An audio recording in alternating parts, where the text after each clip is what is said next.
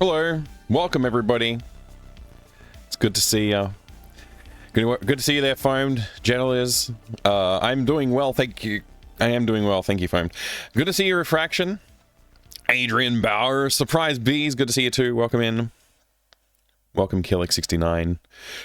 I hope you're all doing fantastic today. I just got news that the contract for my new job's getting sent through. Yeah. So I talked about it a little bit on the other stream. I haven't talked about it on this channel yet because I haven't been here for a little bit. The reason I haven't been here is because I was talking to someone about a new job. So it took me a little while. I've been like flat out dealing with that and other stuff for the last like basically a week. Since last Thursday, I've been busy dealing with all that. So, new contract, which means I'm going to be starting a new job in January next year, which is very good news, because that means I'll be able to pay all my bills. My current contract is a 3-day-a-week contract, as you know, and I am finishing that up in January. So, it's good timing. And, I'm really looking forward to it. Honestly, I'm excited about the new job. Hopefully, I'll be able to start putting away some more money to save towards doing game dev again in a more full-time capacity. And yeah, they know all about the game dev and the streaming and stuff like that. So they're happy with that. They want to support me through that too. So it's all good. It's all good things. I have no. Yeah, I'm very excited, honestly. It's going to be a great time. Next year, the next couple of years, who knows how long this will last, but hopefully like a couple of years, and then I can hopefully go full-time game dev in some capacity over the next couple of years as well. So very, very good. It's healthy position to be in, and I'm happy about it. It's something that's been like a little bit not too concerning, but a little bit concerning for the last, like, I guess since June. So now that I have that settled out, I got nothing to stress about now. So that's great news.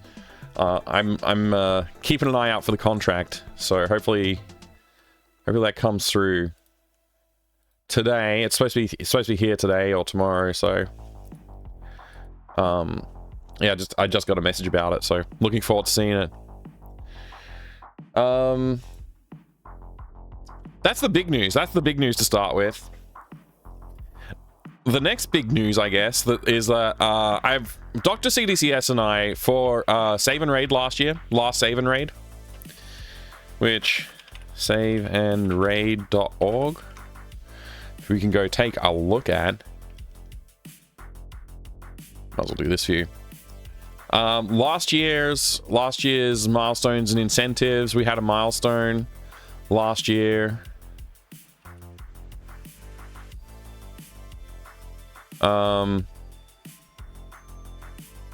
If we were to raise $20,000, which felt like that was like a high mark, because it was more than I think we'd raised in the previous year, or about what we raised in the previous year, something like that.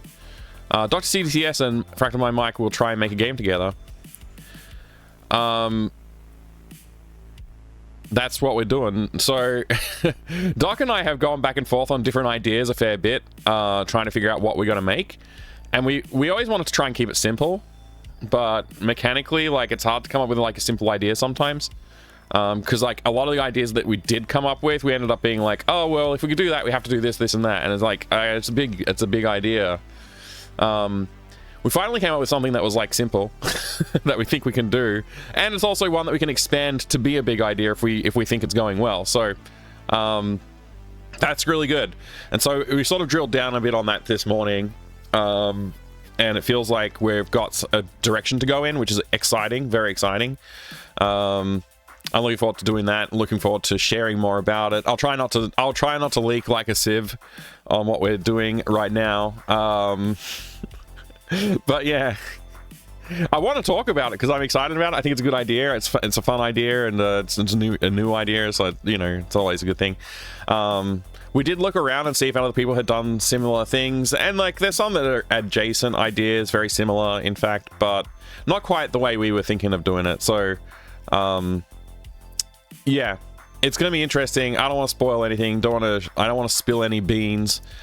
In fact, I kind of want, when people play the game, to just like figure it out for themselves a little bit as well, like not really handhold and explain anything. So something to look forward to. Yeah, so lots of good news all around. Very good news all around. It's quite exciting.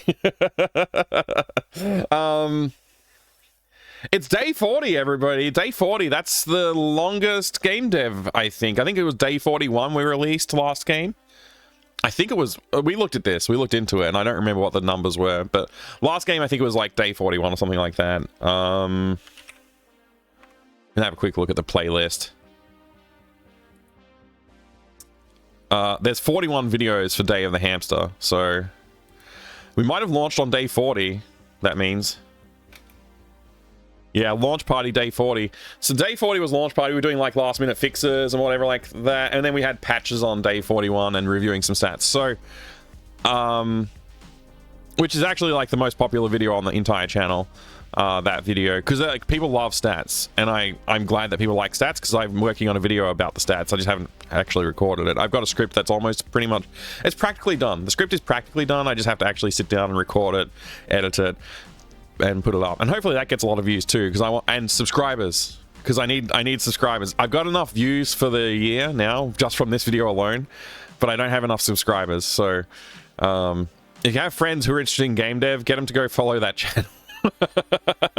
Good to see you guys. Terminus SGVU as well, welcome in, great to see you both. Ginger Buddha, hello, good to see you there too. Lots of good news all around. Yeah, that's where I'm at the moment. I'm kind of just excited. Everybody. Let's before I waste too much time waffling, let's jump over to here and scroll up, because this is what we've been looking at. Now, did I leave myself any stars? I did. Final animation rough. For what? Animate the escape sequence. Oh yeah. Actually, I was kind of working on that. So yeah, let's load up a sprite and just dive in. You know what? I'm gonna... Well, we'll see. Let's see. Somewhere in here. I don't remember where it is. Junkyard? No. Backyard. Yeah. No. Climbing sequence. This is it. So this is what we got. I don't remember if I animated this offline or online. I think it was online that I animated this, but I did like clean up the animation slightly for this rough animation sequence. Did I do this online? I don't remember. Don't remember if I did this online or not.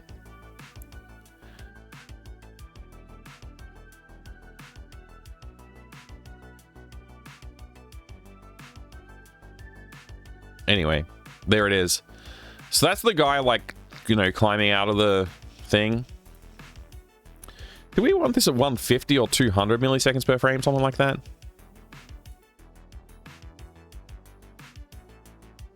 It's like 150 or 200. Something like that.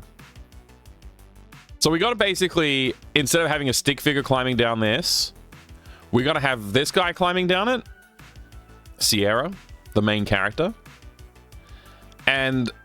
we also want to have some motion on the rope as well. A little bit of wiggling, because it looks very static, obviously, without it moving around.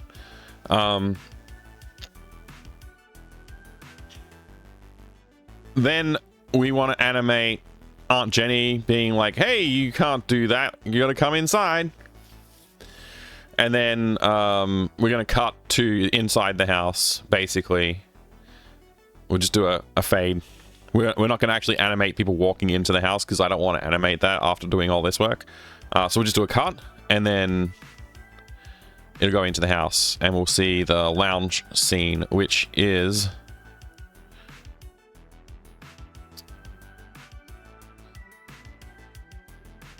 I guess it's this one. I don't have the source assets in this folder for some reason. I got to move the source assets over. I can't be bothered doing that right now, but yeah, we're going to the lounge basically, and Sierra will be like here, and Aunt Jenny will be in the chair. So yeah, good times, everybody. Good times. Let's get going. We're 17 minutes into the stream, 18 minutes almost, and it's time to get some work done. Oh, I've shared all the important news. If you have any questions that I can answer, feel free to pop some questions in the chat. Happy to have a little bit of a chat while we go. Let's get the Sierra animations and go to the frame where Sierra's facing backwards and use that as our reference Sierra. Using the marquee tool, I'm going to copy and paste. Grizzleby, good to see ya. Welcome. All right. So we're going to put this Sierra reference. Hello?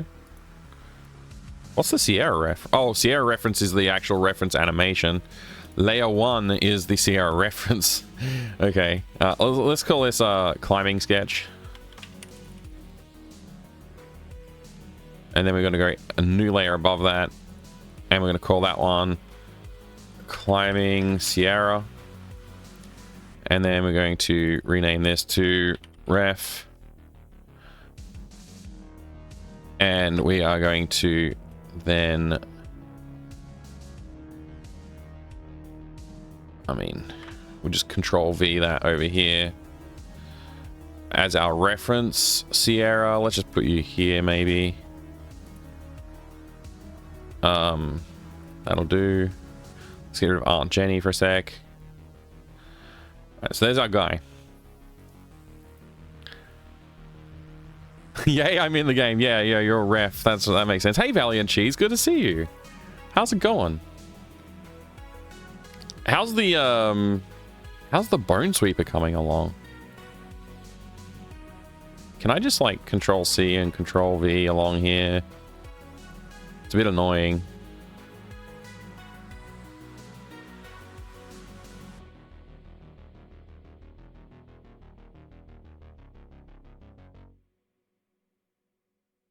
All right.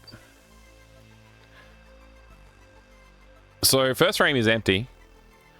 This frame is just like the dude's leg. So honestly, like this leg might be too long, but we can at least use it as a reference. So let's just start painting. Yeah, it's a way too long of a leg. Now that I'm seeing it, like, there's no way this guy's legs are that long. So that's fine. It's just a reference sketch animation. We can just try and follow like the pose and little bits and pieces here and there. We're going to sketch it in really roughly to start with, and then we'll start putting a little bit more detail in as we go as well. So we're just going to get some rough pixely goodness in place and start from that point. Honestly, this leg's still too long. I gotta be honest with myself here and shorten that leg even more. There we go. Something like that. Yeah. Alright. A little bit of a knee patch there. Slowly getting back up to speed with Fossil Sweeper. Took a little break to do a platform with snakish controls as a palette cleanser after capes. Nice. Yeah, the snake art critique one. Been working on some chat integration stuff for Fossil Sweeper. Oh, that's awesome. That's a cool addition. 2 streams in 1 day for you, Blue X? Nice. For me, I had to sleep, so. How's everything coming along? It's coming along great. Honestly, I'm super excited about this one, Valiant Cheese. I am excited. Because, like... It's... I'm excited. I'm excited. I don't know how else to put it. I am actually just really excited about this game. Look at this. Look at this. We've got this cool, like, you know, character. He walks around. He's got good animation, good walk cycle. Picks up stuff. Picks up this squeaky toy. Mr. Squeaky. Sorry, Mr. Squeaker. You can look at him and he squeaks. Get a sandwich from under the bed. Emergency bed sandwich. Use it to lubricate the window. And then you use this to pry the window open. and then you use oh wait, then you have to get the pirate flag down and the curtain. This is just cool stuff. Then you take the pirate flag and tie it to the curtain. Oops, I clicked on the background there. And then you use that and put it on the window. And now you can climb out the window because you've done that. And so we're going to have the animation that I'm currently working on is going to play. So you'll have the character like climbing down to here. And then the Aunt Jenny will be like, you can't go outside. You haven't finished your chores. You have to come back in. And so you go back inside. And so she's here. And so you got to steal the remote control from her, which you can't see because it's not there yet. And then when you use the remote control on the TV, she'll get up and fix the TV. While she's doing that, you can go over here and swap the names on there so it looks like you finished your chores. And then you can talk to Aunt Jenny and she'll let you leave. Happy looking llama. He's good chewing. But if you try and go past him, he's got a sore foot and he's angry. See, he's got a sore foot. So he's angry and he won't let you get past. He spits on you when you try and go past. So then you go over this way. And your little brother's going to be right here. I haven't got him in the game right now, but we've got him drawn up. He's going to be here. He's going to be blocking your way from going out to the junkyard. So you have to repair the ladder to the treehouse so that you can grab the dino grabber. One of these. You got to grab one of these bad boys from the treehouse. So that you can use it to help you in your quest. Because your little brother wants you to get the Game Boy from the other side of where the llama is. So now that you've got the dino grabber, you can perform a medical procedure on the llama. Whoops, I missed. I misclicked. You got to perform the medical procedure on the llama.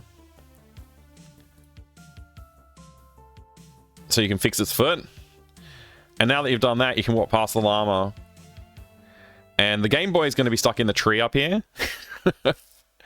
And when you get here, there's going to be a cat here and a hose and a sprinkler, and the cat's playing with some yarn. And you turn on the hose, but the hose is leaky, so you have to go inside. You go inside. And you use the dino grabber to get the duct tape from the high shelf, which isn't there yet, so you can't do that, but duct tape from the high shelf, and then you can go out here and you can fix the hose. You gotta use your imagination a bit because I haven't finished all this stuff. You fix the hose, and then when you turn on the tap, the sprinkler goes on, wets the cat runs away, and on top of this fence, then you gotta grab the yarn, but it's wet, so you can't really use the yarn, so you gotta go back inside and put it in the microwave, dry it on the microwave, then you can come back out here, you can throw the yarn at the Game Boy, and the cat will chase the yarn, knock the Game Boy down, you'll pick up the Game Boy, and then you take the Game Boy back to your brother. You keep the yarn with you, it's in your pocket. So then you give it to your brother, and he's like, oh, but I can't get past level 3, and I won't let you get past until you help me get past level 3. So you got to play a little adventure, you got to play a little action game, little arcade section, where you're like fighting dudes or something like that, some kind of cool action arcade sequence. You beat level 3, you give it back to your brother, he's like, okay, now you can get past. So you go over the fence, into the junkyard. Finally, you're on your way to the quest. Hope the Game Boy survives. Yeah, it will. It's very durable Game Boy. So then you get here, and there's like this mysterious dog kennel with Rip and Tear as the names over the dog home. And there's this little rat here, and he's eating the dog food. When you go through here, it's going to play a cool animated sequence.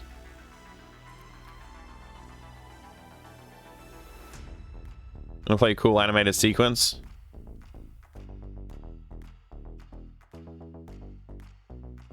With these two dogs, they come out, and you know, it says Rip and Tear. Why is this scaled up? Oh, this is the GIF file. This is the GIF file. Whoops. Okay. There's like, you know, a better version of this to look at. Whatever. Anyway, yeah, this cool intro. This is the old version. The new version looks better. Let me see if I can find it. Junkyard 1. Oh, we're in the wrong folder. That's why. Okay. Yeah, I got to move the source assets over here.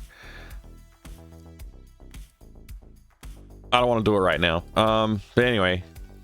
So yeah, the cool animation introduction, and then you realize that you can't sneak past the dogs until you have to use something to distract them. So you come back here, you go to try and get the dog food, but the rat hisses at you. He's angry, so he hisses at you. So you have to use the yarn and throw it over here, and that'll lure the cat in, and that'll scare the rat. If we look at the rat animations, where's the rat animations? There it is. You get all the rat to run away from the cat, and then if you try and take dog food, it'll just come back and then it'll hiss at you, and then so you can't get it, and then it'll resume its eating. So you have to like block the hole somehow, and then when you block the hole, the rat will be away. You won't be able to see the rat anymore. So the rat will be gone, and then you can get the dog food. And then you can go back into the stealth section, and you can use the dog food in combination with Mr. Squeaker to distract the dogs and sneak past them. And then you get to the final scene, where there is a sleeping guard and a locked gate, and you have to get the security code from the guard, but you have to get it to him from him because he sleep talks.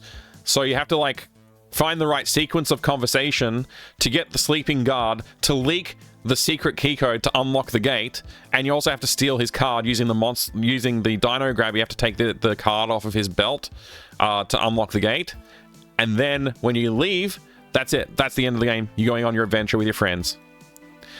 You like the idea of the stealth section? Yeah, I'm excited about the stealth section.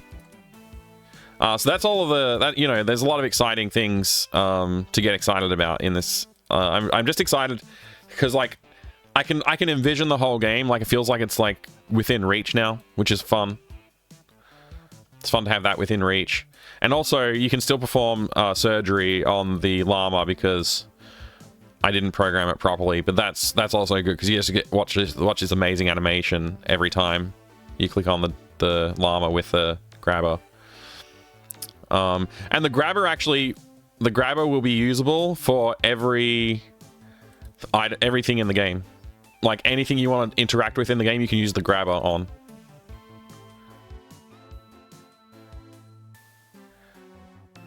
Yeah. So there might be more to the game as I go. Like there might be a little bit more to it, but that's basically the whole game. So I'm excited about it. I hope that people like really enjoy playing it when it's done. I hope they like the silly animations and stuff that I'm working on, because I'm putting a lot of effort in on these animations this time around, rather than just doing like simple basic stuff. So yeah, so we just started on this one. Look forward to breaking it. Thank you. Yeah, hopefully the playtesting goes smoothly and there's no bugs whatsoever. But yeah, chances are there will be some bugs, and I will appreciate the feedback.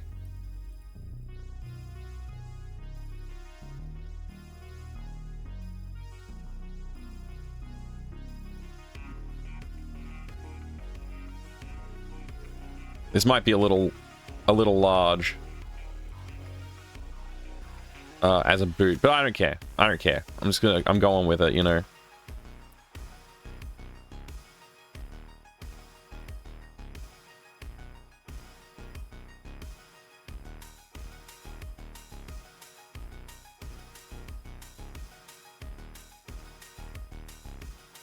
Yeah, that'll do. So I should have used the other gray around the boot here.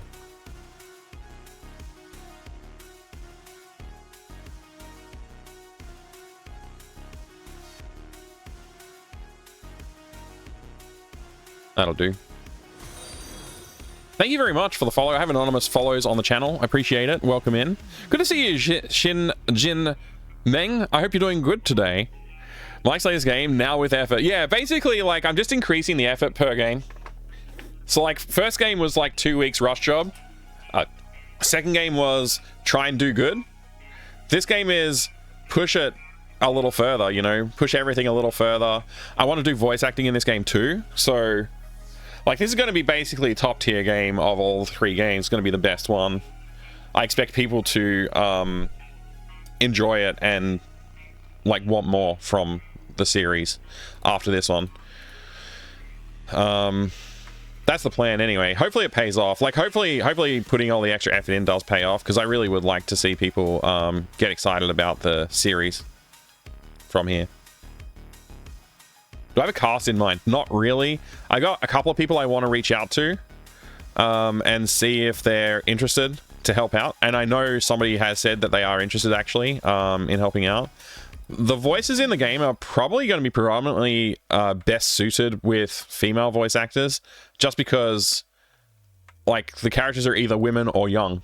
And I struggle, personally, to do a young voice. I would like to do the voice acting myself because it's cheaper and easier to manage, but I don't know if it's going to happen. Don't know if it's going to happen.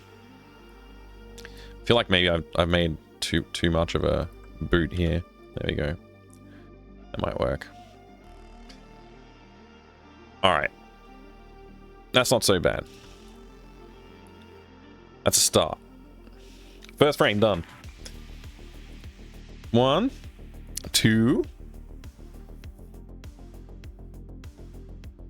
It's all about where you choose to apply effort, right? Yeah, exactly. It's tricky to wrangle sometimes. It also means that once you've recorded, it's a ton of effort to change anything that affects dialogue. Yeah, that's why I'm like okay with having pushing back on like getting a committed voice actor is a good thing. What I am probably going to do is actually just voice record myself for the characters once I've got the dialogue. The dialogue's not even written yet. Once I've written the dialogue, I'll voice record it. We'll get it all in the game. I'll figure all of that stuff out. You know, get the mouth moving happening and all that kind of fun stuff.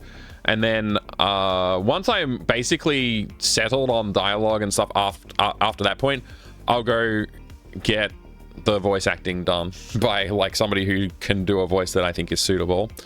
Hopefully I just have to work with like 1 or 2 voice actors. I mean, preferably I would just do it all myself, but you know, like I said before, might not be the easiest thing in the world to do. I'm gonna just like let's see, copy, paste, put it over here, a little bit of a reference there. I can maybe just do this.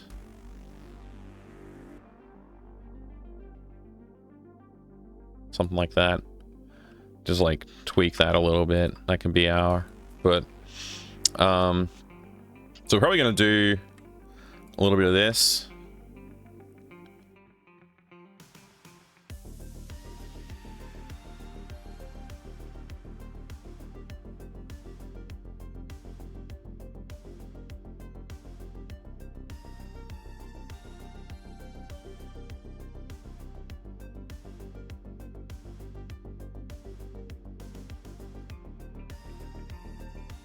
Okay, let's just draw this in.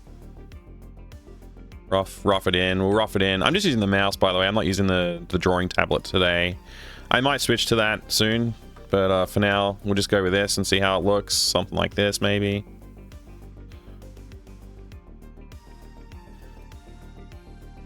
This is just very rough.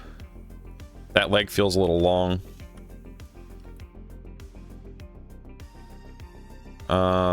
Let's see, what else are we gonna do? Yeah, we'll just get in the details that we need here.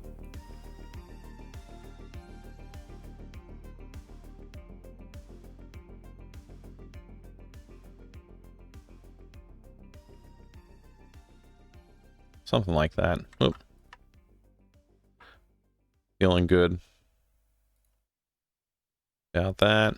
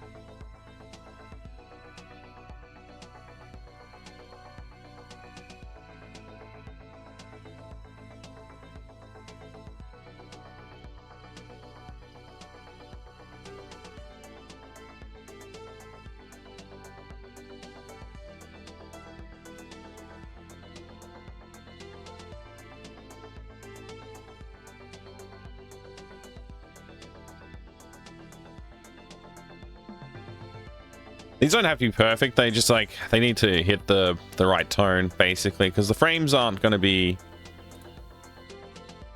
you know.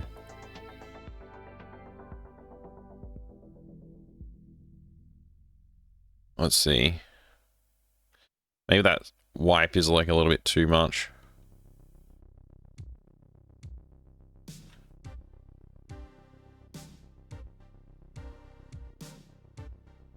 What is happening? Why is eraser not working? There we go.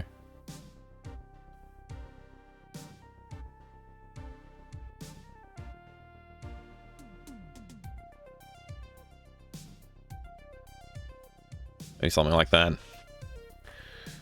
A bunch of voice actors in Adventure Jam community if you end up needing to hunt for more voice actors to connect with. Yeah, that's a great idea. I do have a couple of people in mind. Like, I know Ash Said Hi has expressed interest in helping out with some voice acting before.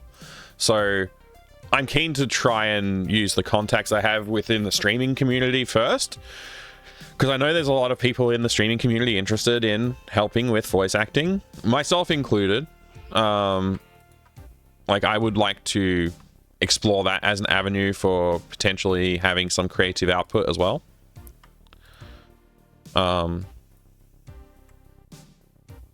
Yeah.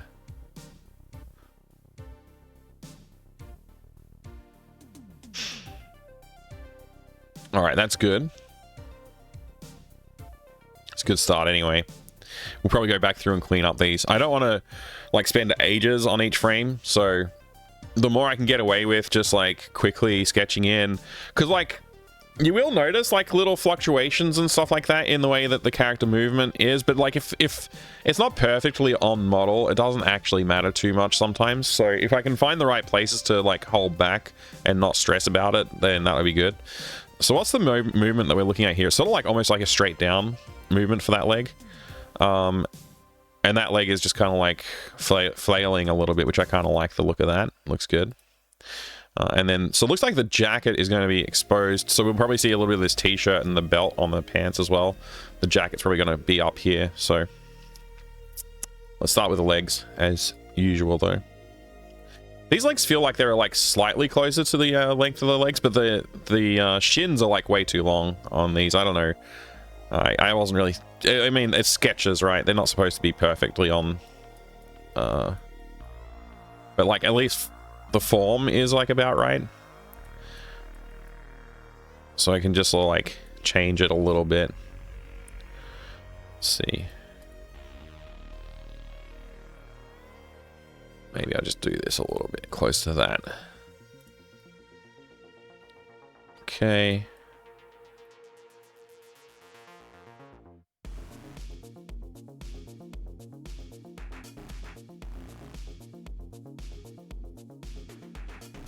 Something like that, maybe, instead of... Okay.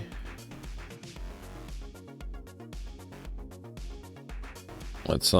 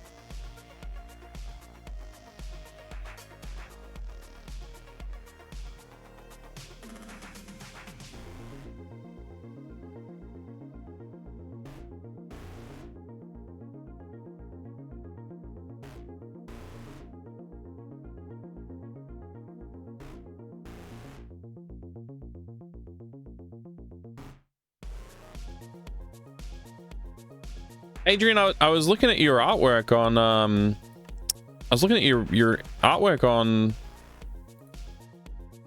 Blue Sky. Amazing stuff, dude. Really, really cool. Really great work. I was actually really I was almost a little surprised, honestly. Like, it was very, very cool. Very good stuff.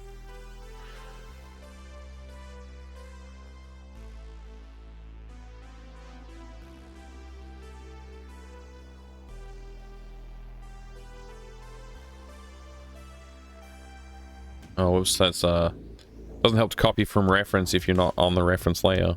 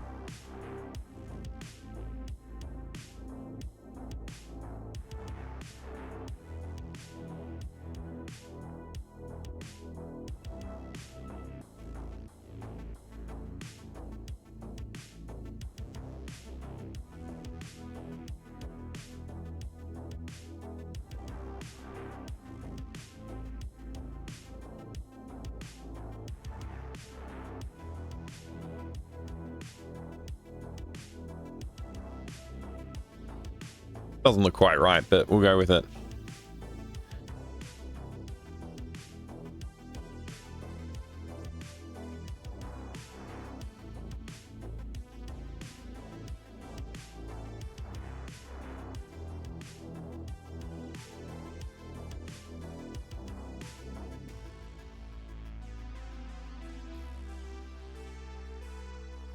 Had done much animation before working on these.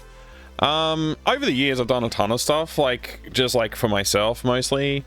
I did study animation briefly, but I haven't done, like, a lot of animation in recent years, so. It was part of, as a small part of, like, when I went to school, after high school, like, when I was studying, I was like, there wasn't a game development course that you could do, so I kind of like tried to build my own a little bit. So I was doing programming and I was doing multimedia, interactive multimedia stuff. Like, there's a few bits and pieces that like adjacent to game dev sort of related stuff, but game dev wasn't really a thing I could take an elective in or anything like that. There was no like modules for it or anything. At least not around where I am. Yeah, so I wanted to do more of that kind of thing, but I just like, so, you know, I ended up doing like, I already had experience like with 3D Studio Max and like doing pixel art and stuff like that by the time I got there, because I was already making games when I was a kid, but like I had an aptitude for it, but also just like nothing really hit the mark where I was like really trying to get out of it. Like, I wasn't getting out of it what I wanted to get out of it, kind of thing, in the end. So I ended up dropping out and going and get full-time work in non-gaming industry work anyway, in the end. But for various reasons, which I've talked about on stream before. But basically, I like money. I like being able to get paid so I can afford to have a house and start a family and all that kind of stuff. Which was my main reason for not being in game dev at the time. Yeah. Cool. You've got more aptitude for it than me. Oh, thank you. I mean, you know, it's experience and practice, I guess. Like, for the most part, I don't know how skilled I am naturally. I always liked animation. Animation was something I always liked. I'm still not good at it. Like, I honestly am not good. I got a book that was recommended to me by B Squad Leader, who is actually a career animator, like working on television shows and stuff like that. And they recommended this book, which I got, called the Animator Survival Guide, I think it's called. It's over there. And I used that to help with creating the animation for Sierra's Walk Cycle, actually.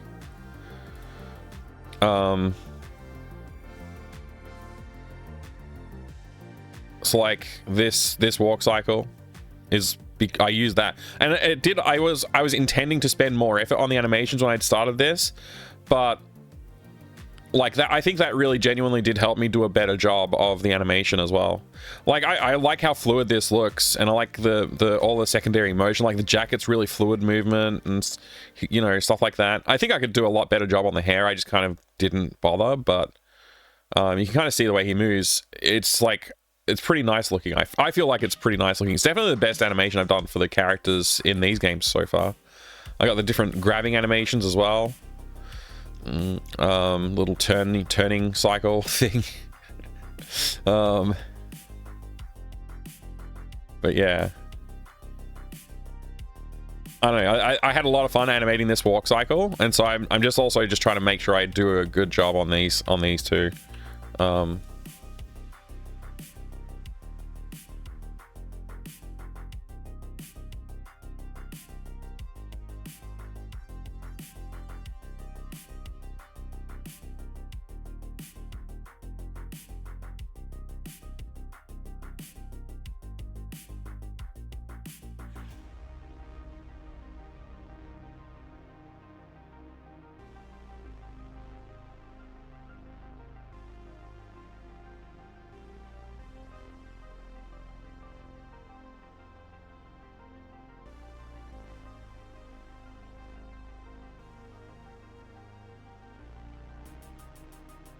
Love the grabber. Yeah, the grabber's fun.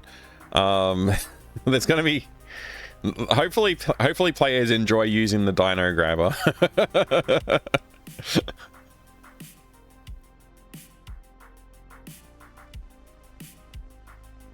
Same when I went through, I thought I focused on software dev, system admin courses, although you focus on software dev and system admin courses. Never occurred to me to study anything related to game dev since I was already doing that. Yeah, I mean, I was already working in game stuff, but I just like, yeah, look, it's a long story. It's not really that long of a story, but like I feel like the explanation requires a little bit. For some people, like, I need to say a little bit more to get the explanation across. But basically, I was going to do game dev and then ended up not doing it because I mean, there's a lot of emphasis on the but there, isn't there? Maybe I can.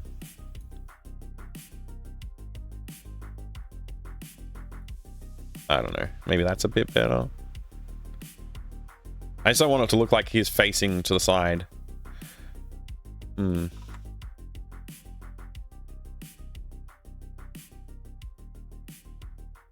that's too weird. I don't know.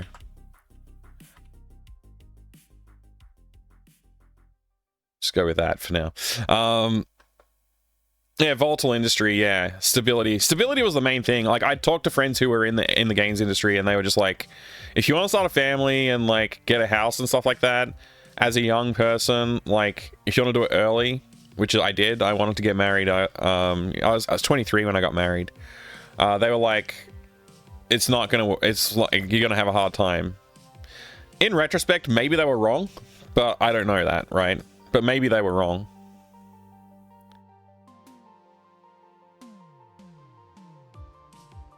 I don't know. I'm just gonna leave that for now. Like, it's one frame. Yeah,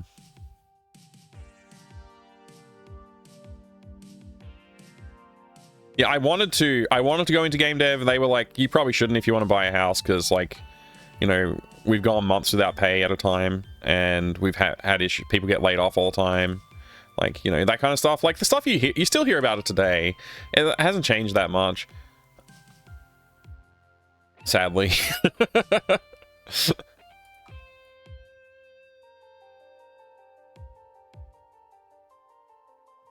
So, anyway, I sort of determined to myself, I'm gonna just do game dev myself then, and like as a side thing, and like one day I'll release a cool game and I'll make a lot of money with a cool game.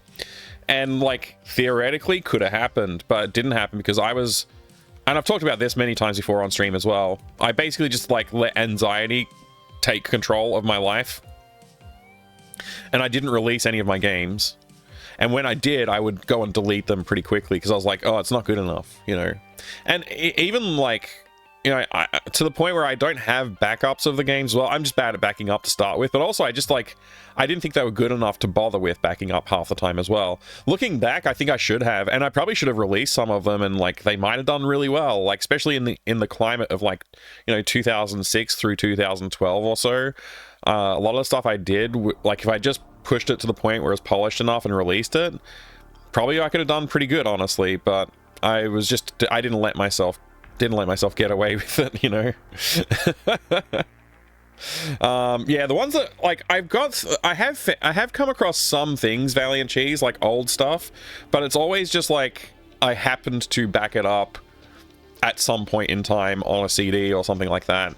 I'm hoping that one day I'll come across a hard drive with like complete projects on it, but so far I haven't really been looking. But if I ever do like plug in a hard drive and find like, oh, that's where that project is, that'd be great. It'd be good to have like at least one of them. Yeah, I do feel a little bit like disappointed in myself that I didn't do a better job of keeping that stuff, because like in retrospect I'm like, oh, I wish I'd kept that, but at the time I was all like, oh, this isn't worth keeping. So you know, yeah, some of the stuff I've come across is like joke games I made just to send to friends. Like I've come across stuff like that, which they're not very complete, they're just like really rough like shmups or something like that. And like there's like a few things that are like early prototypes of stuff that I was working on. Like I was kind of obsessed with making like open world procedurally generated games with like a lot of depth to them.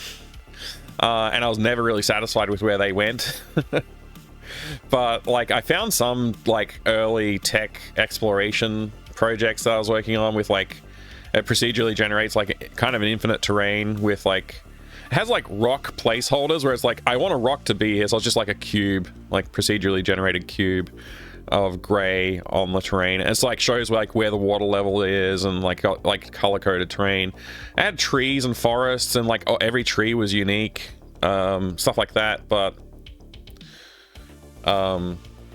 it wasn't really very far along. It wasn't far enough along for me to, like, the version that I found was like one of the earlier tech explorations and not like further along in the process.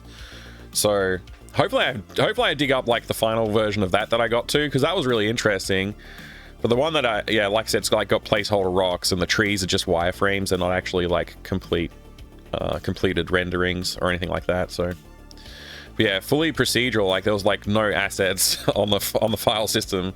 So it was all like generating textures, generating the terrain, generating the trees and the rocks and all that kind of stuff. But yeah, I was really obsessed with that sort of stuff. That stuff is treasure. Recently found an old VB game toy I made for my dad as a Father's Day present. Oh, that's cool. Yeah. Yeah. Anyway, reminisce about things and not be able to go back and look at them is kind of disappointing, but you know, it is what it is.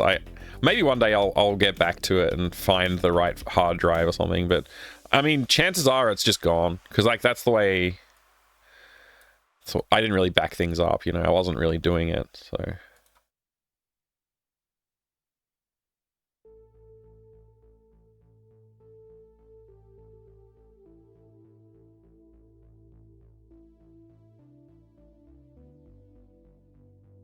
Kind of awkward position here. All right.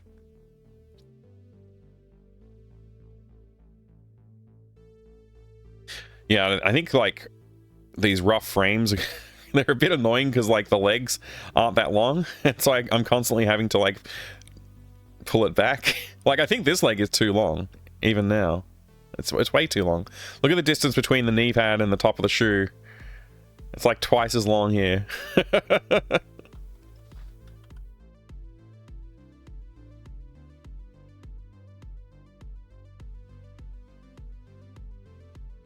That's a bit more believable. Go Gadget Shins, yeah. Alright, so the next frame, we're dropping much further down. I think the head might actually be visible now.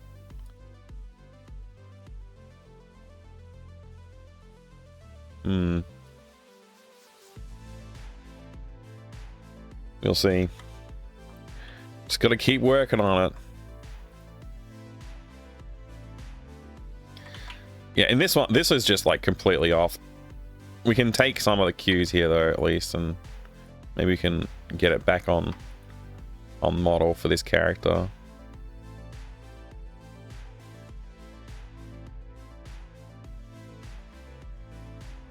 Yeah, something like that maybe. Oh, there's a gap. Hard to see the gaps when you have all that.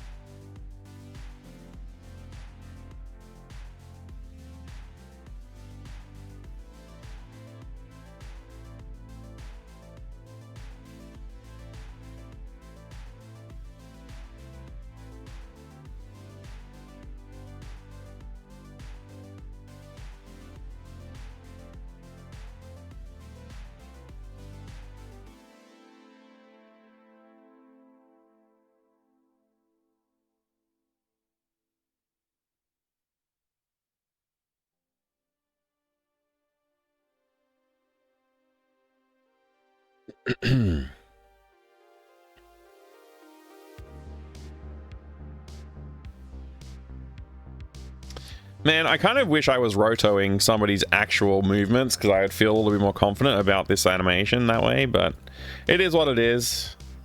Just draw it out of my head and then keep going.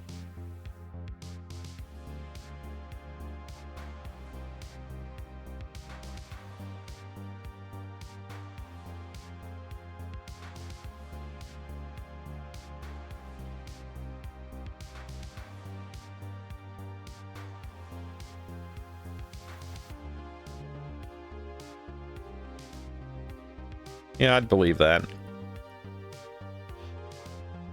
Hey, Dragonfax, good to see you. If you just A-made here, a fellow could walk around and grab things with a dinosaur grabber, I assure you that would be an easy hour's worth of gameplay and would get 100% positive feedback on Steam as long as it was under $5. Oh, you've just made a game where, right. Guys love dinosaur grabbers.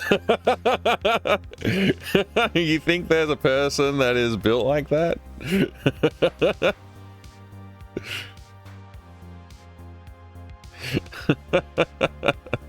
Yeah, that's true. Yeah, I should call you Dino Facts instead of Dragon Facts.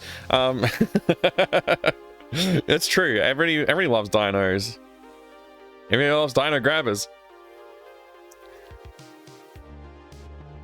Yeah, the dino grabber, you can pick up anything in the game with it. That's the plan. I haven't implemented that, but like once you've got it, anything that you could do normally, it just will treat it the same way. Which is actually kind of annoying because the way AGS works is like interact inventory interaction, like inventory item interaction. So I have to like channel both of those paths through the one thing. It's a bit annoying, but it is what it is. Yeah, Dragon Facts, that's right. It would that would be a huge problem.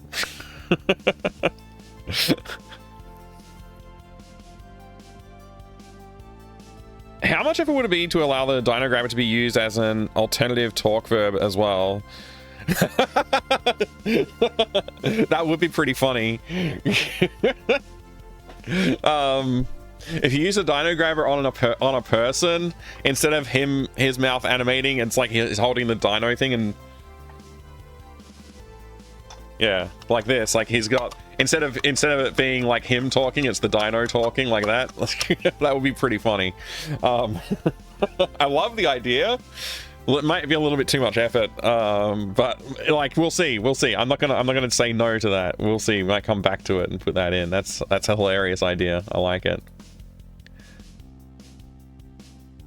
All right, Previous frame we were like this frame we were like that, so there's no reason for the jacket to be down on this frame. Maybe on this frame the jacket will go down, so jacket will still be up at this point. So we're gonna have the belt and everything else come on down.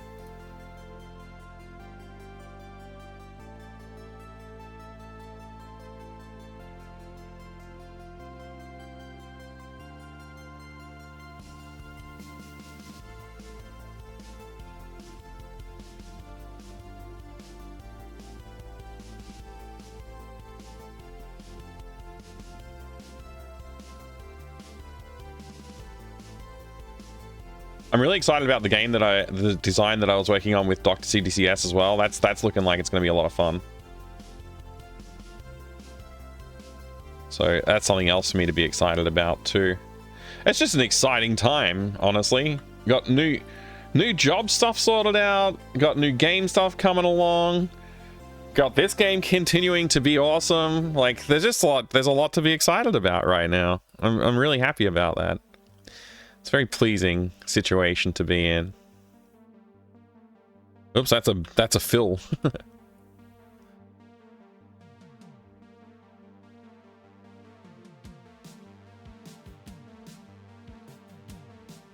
Something like that, I reckon.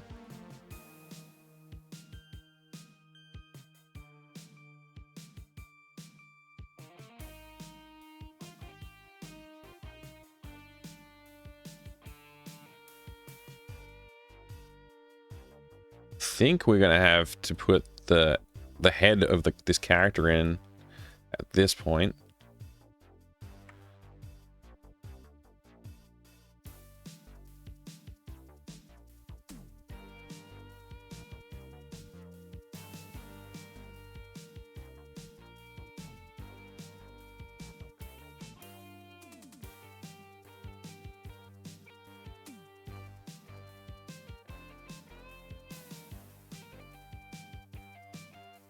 Oh, whoops.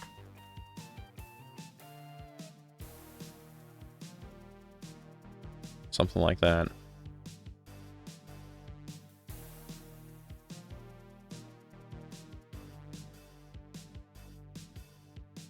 I feel like the jacket might need to have gone up a little bit more here.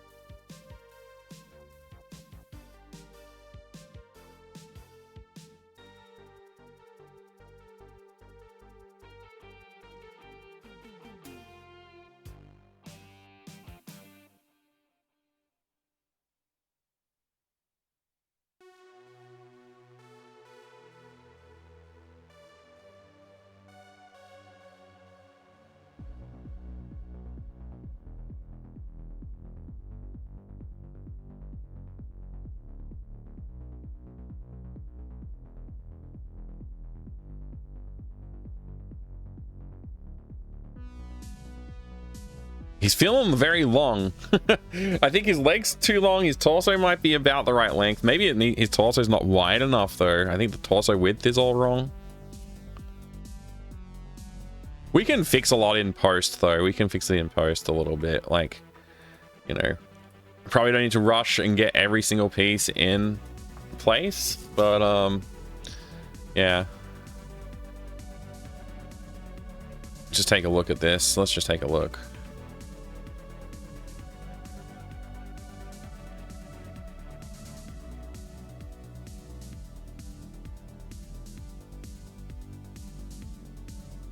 I feel like the swooshy frame here, we might want to just get rid of that for now. We'll work out swooshiness later.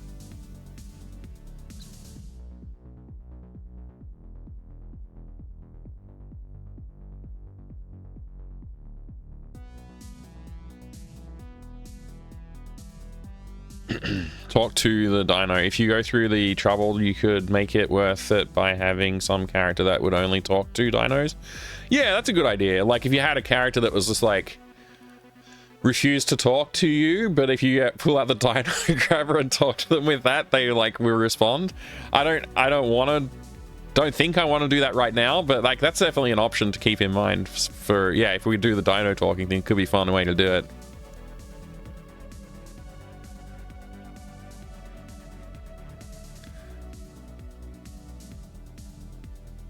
Don't think I've heard about that one. Which one?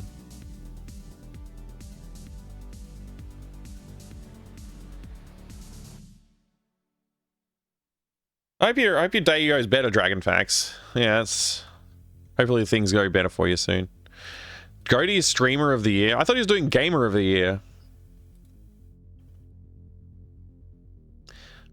Also sort of starting to feel like the jacket situation's maybe not quite right. Maybe it's fine. Maybe it's fine.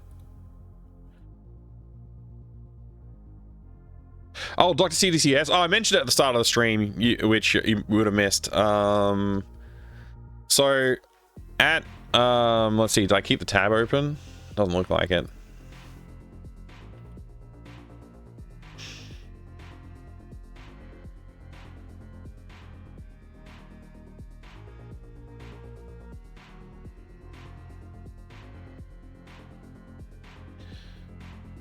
I've done all of my...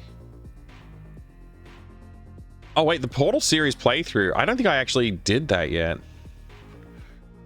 Oh man, I gotta do that. I did my Wing Commander playthrough though. Game Dev with Dr. CDCS was the incentive for $20,000 raised for charity. Which we did. We got this much. Which is way more than I expected, honestly. So we worked on a few different game ideas over the last year. Or not quite a year, but over the last little while, we've been working on different ideas, but we haven't actually like started work on any of the games. Yesterday came up with a cool, like, simple idea. I was like trying to just really narrow the scope down again, because like a lot of the ideas we had were getting overblown. So the idea I had yesterday was like really dumb. I was like trying to come up with dumb, quick ideas like we could just talk about, just to like brainstorm. I ended up like really liking it. I thought about it a lot more. And then we talked about more today. I did some little mock-ups and stuff like that. And I think like that seems like the one we're going to go with. So I'm going to start trying to prototype that sometime, maybe this weekend. So yeah, it's pretty cool. Pretty exciting. I'm really excited about the idea that we've got for that. I haven't shared anything about it because I don't want to spoil the idea for anybody. I think it's going to be a fun one. I think people will like... I hope people will enjoy it and get excited about playing it. Cool, fun idea. Man, animating is a lot of work.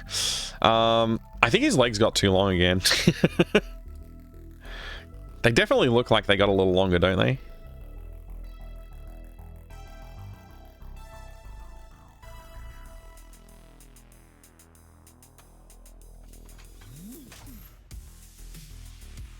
Maybe that's a bit better. Yeah, it looks a little more natural. All right, the next frame has to be very similar to this frame, and this is like what we're gonna use this as a way to like have the jacket settle down. But like it's kind of like the apex of the swing. What do you is it an apex? Like when a pendulum swings, what do you call it when it gets to a point of stasis at the top of the swing? What's that called?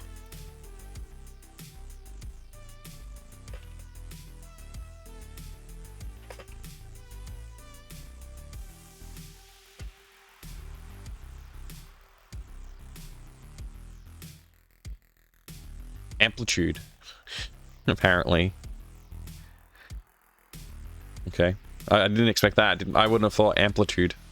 All right, so yeah, when the character reaches amplitude point, we want it to just like very subtly move, but not like too much. So it kind of gives you a feeling of like a smoother motion, even though we have fewer frames between.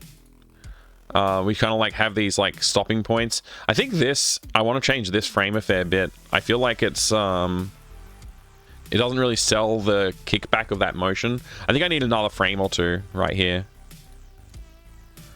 because going from this to that, which is subtle, like that's subtle, but it doesn't. I think this leg needs to swing back a lot more. and then come back in. And it can't. I don't think it can just jump straight to this frame. I think I need another frame in there. Amplitude, how far it went when it stopped. Yeah, amplitude is the distance between peaks. Same as in waveform. Yeah.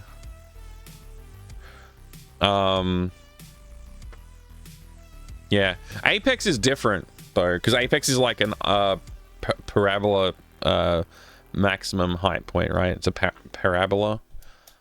Parabella.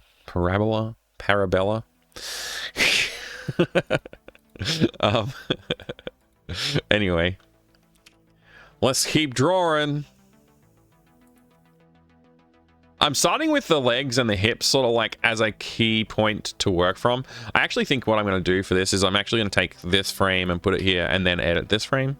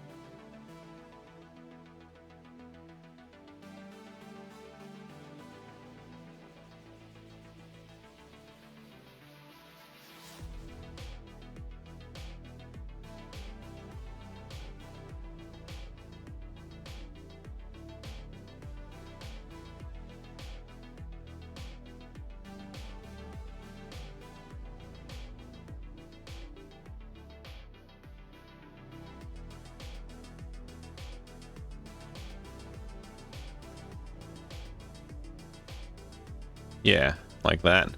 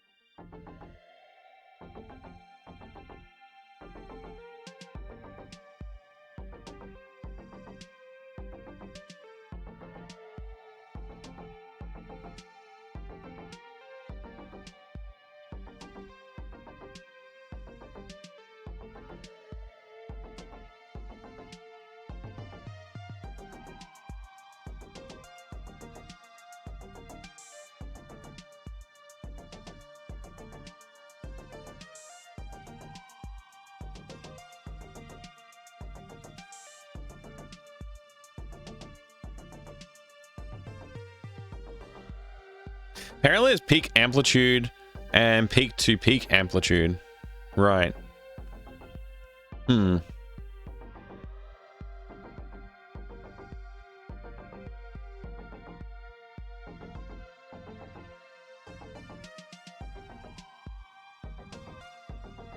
gonna rough them in. I'm not gonna try and detail every frame right now. I'm just gonna rough it all in and see how the motion feels. Yeah, I really feel like the this is a little premature to do this. I'm gonna get rid of it.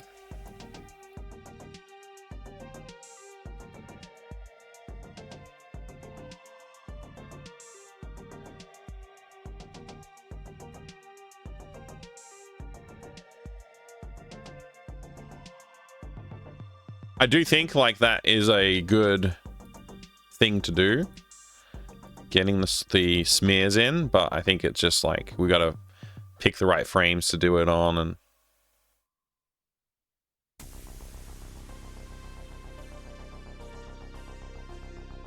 it's a good start. Good start. We're on track. C1 calling it Maxima. Interesting. Interesting. Maxima. I'm gonna save climbing sequence .asprite for now. I don't know what I changed in here. I was just like selections. No change.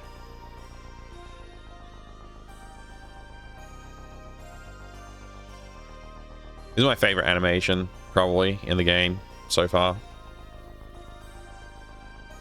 It's either this or the dino grabbing the thorn. One of these two. Best animation in the game.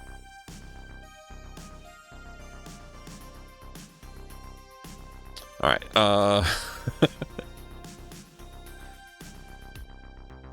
Did I finish my coffee? Oh, I finished my coffee. I want more coffee.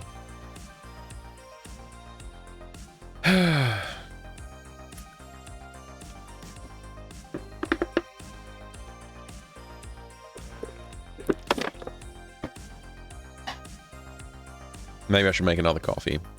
I mean, like, I've done... What is that? 1, 2, 3, 4, 5. I've done almost 5 frames worth of work. That's worth a coffee, right? only 26 to go.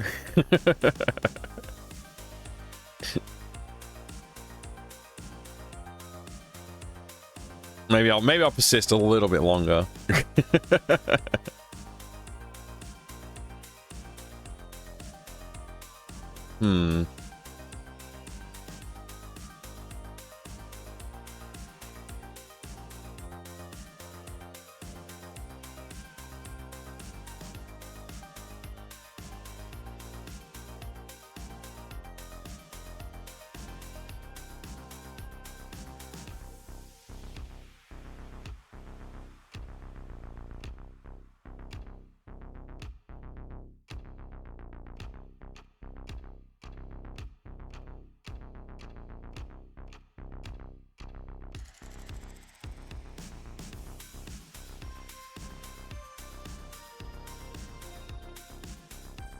Oh, there was a hole right there. There we go.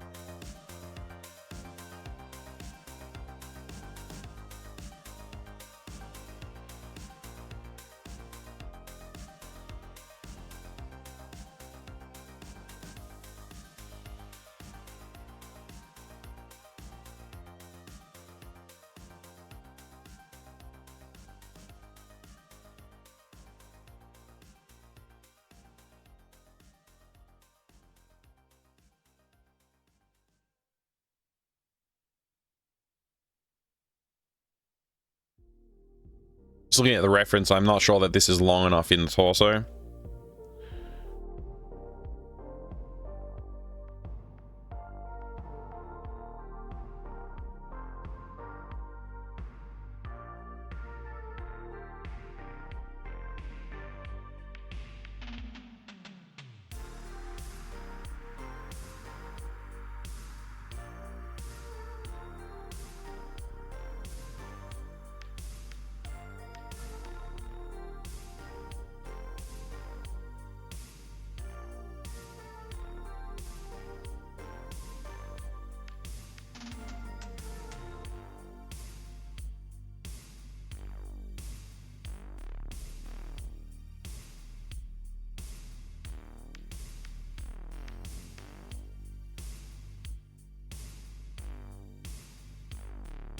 That's a little better.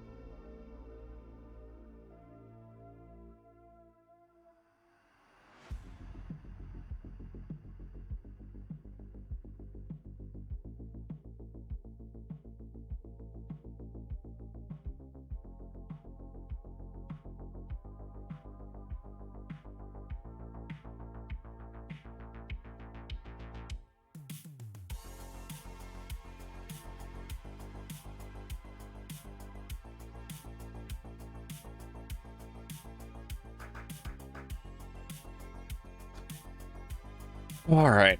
It's gonna symbolize the feet.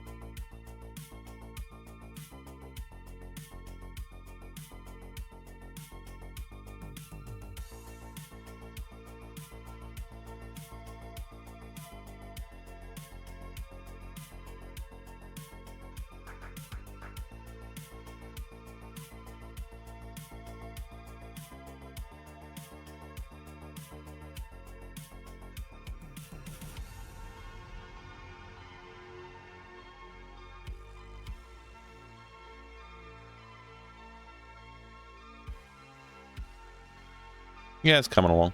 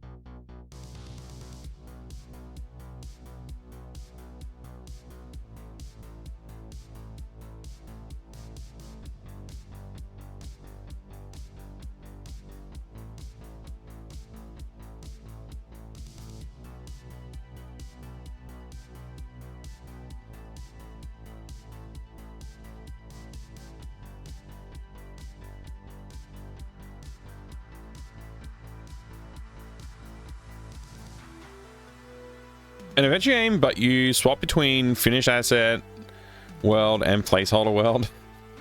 Have you ever played a game called Thimbleweed Park, Adrian Bauer?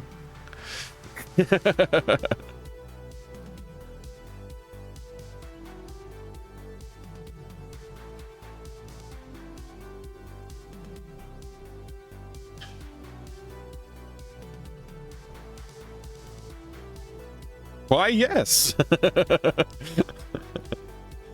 Awesome. Yeah.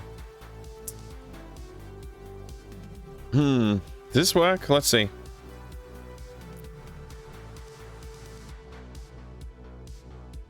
Kind of works.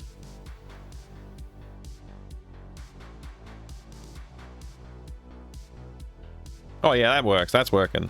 It's working. It's working. I feel like Anakin. Pod racing Anakin. My efforts are not in vain. All right. I think I might get that coffee. I feel like that last couple of frames, or how many frames did I have? I had 5 before. How many do I have now?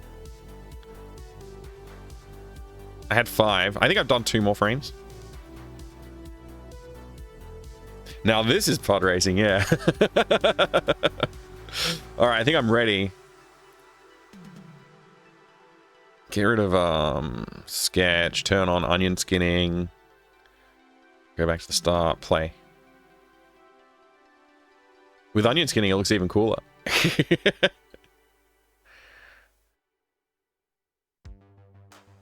once I get the animation for him, the motion going down and stuff, I want to just do a little bit of work on the rope so it swings around as well as we go down. So it's like got a bit of reaction to his body weight moving around. Once that's done, I guess we just put it in the game and then do the next thing. Like all things. Is he going to climb to the bottom or climb low enough and then drop? Yeah, so he's going to do that. Like, if I just put on the sketch, you can see he goes sort of drops from there.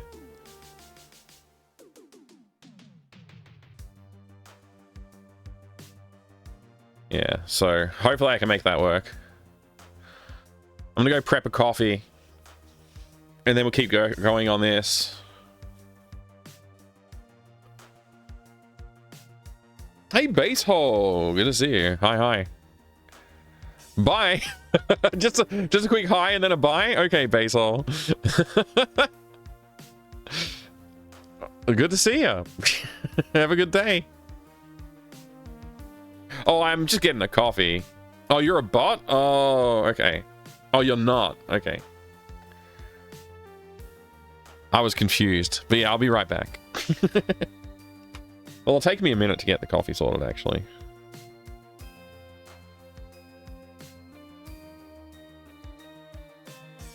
I got a lot of catching up to do this weekend with all the focusing on new job stuff. Wait, Patreon has switched me to subscription billing. You have been switched from first of the month billing model to subscription billing. As a reminder, this does not impact your existing members at all. I don't know what this is talking. I don't know what that's talking about, honestly. I don't even have Patreon. I only have Dev. What's it called again? I only have Patreon. I only have coffee. That's what I'm trying to say. Jeez. Been fighting with Patreon about this crap for months. Yeah, I don't know. I'm glad I didn't actually launch my Patreon and went with coffee instead. It just seems simpler.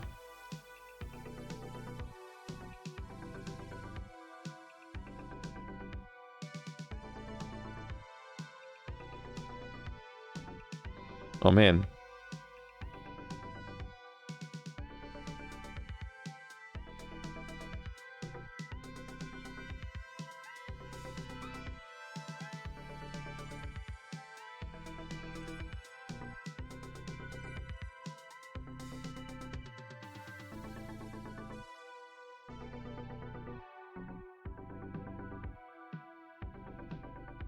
Alright, I'm going to actually go do that coffee thing now. Forcing everybody into single billing model while getting rid of the billing models that define the platform for people in early days, like per creation billing, where people only get charged when you ship something. Yeah. No, yeah, Patreon...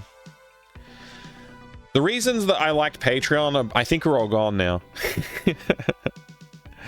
One charge per supporter, so that all of the people that you're supporting, you just pay one time a month for all of them, and then they will get like it'll get divvied up, which means that like transaction fees, you only get charged one transaction fee, so you can support like, you know, 5 people for $1 each,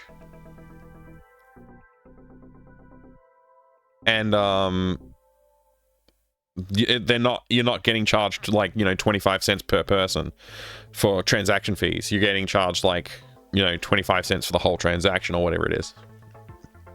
So they all get a little bit more of their dollar that you're trying to support them with. And then like so that was one thing that I liked, just like each customer basically just gets charged once for the whole month.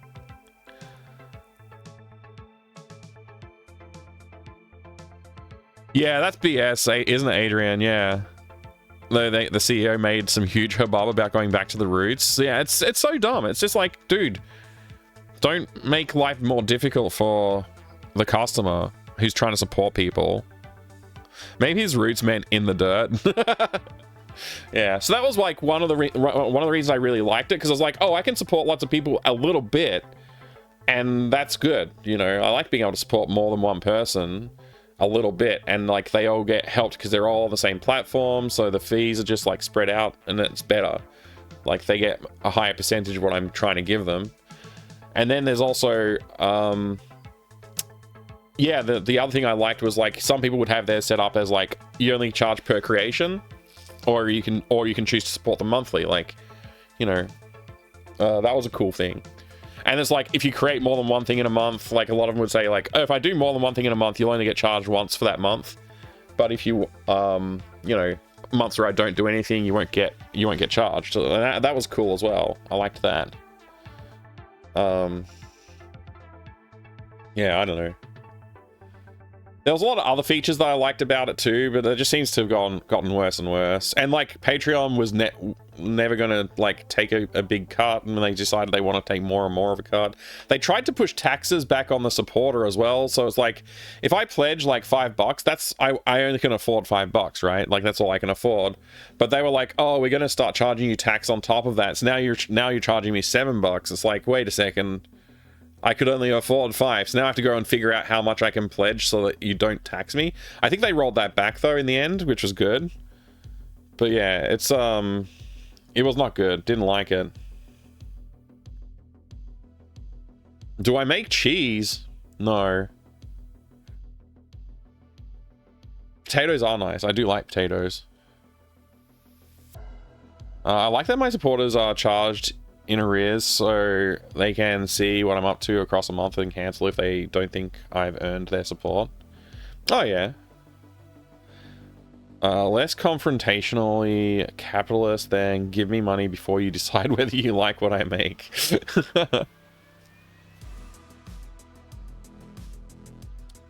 You were talking to Cheese, not Cheese Dev. Well, Cheese is Cheese Dev, so you know.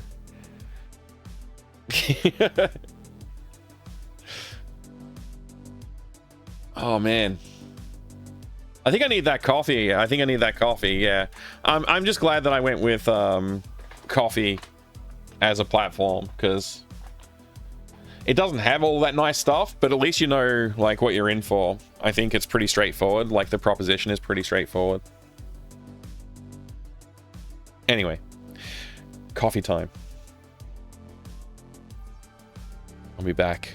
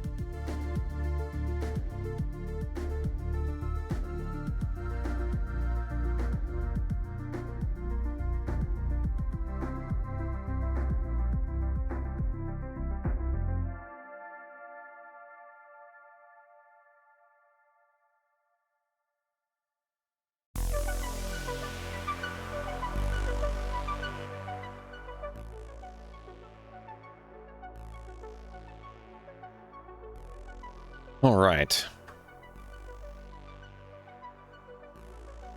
Man, there's a lot of frames to do, man. Animating takes time. What? Okay. Thank you for the welcome back.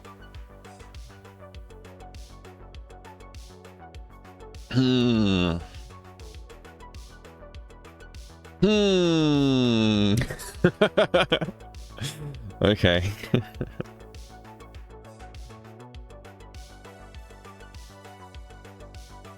I almost feel like I just want to put like a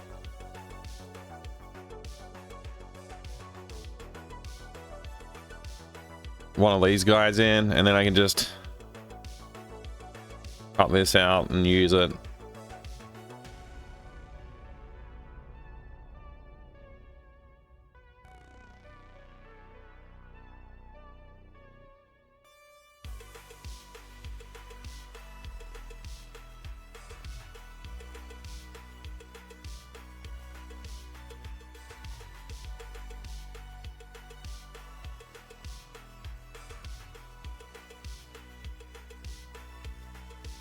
Like that.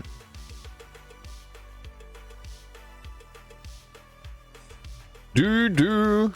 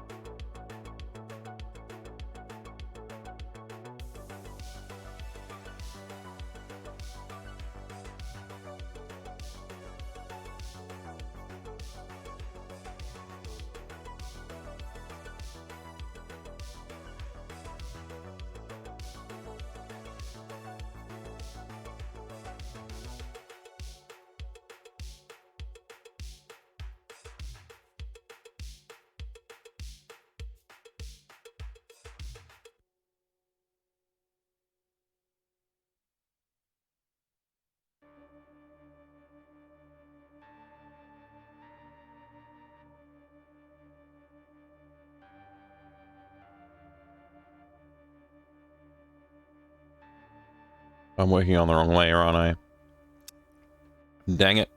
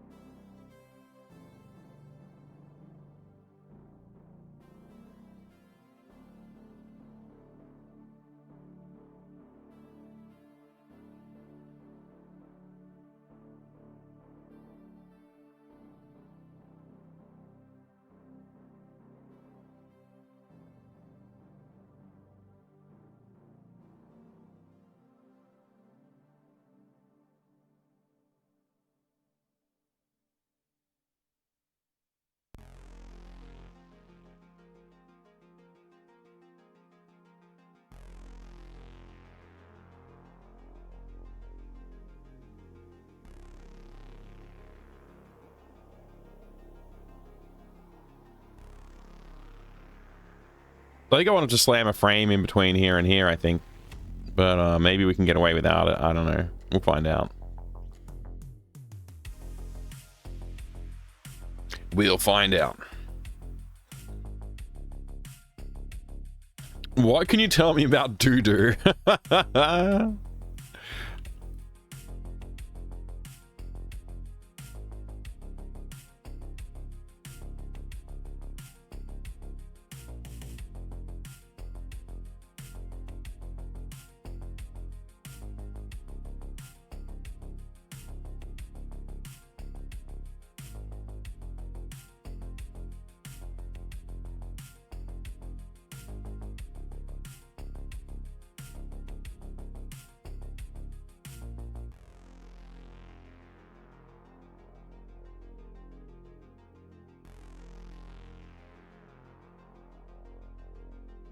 Yuri Coburn, good to see you, my friend. What's up?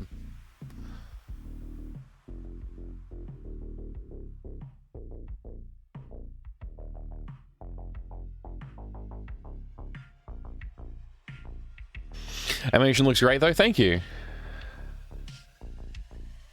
Hope you're having a good day, man. Hope the weather's been treating you safely up there, too.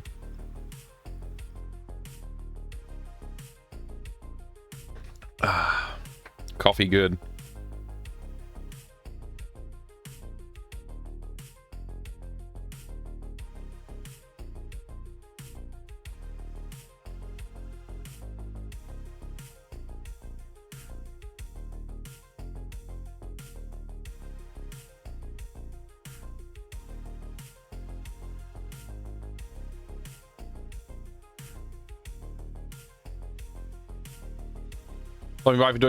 Before doing some client callouts. Nice. They just started really being talking to dad and doing house things. Cool. Good to have some downtime. Was being pretty muggy at the moment. Probably gonna be another storm today again. Oh man. Yeah. Hopefully not too bad.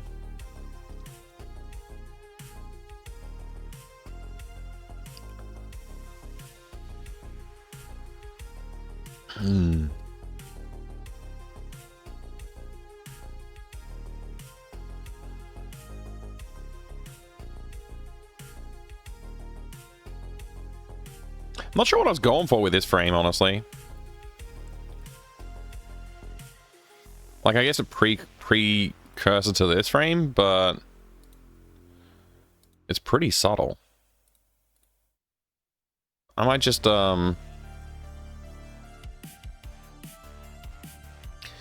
maybe this frame needs to, go up a little bit.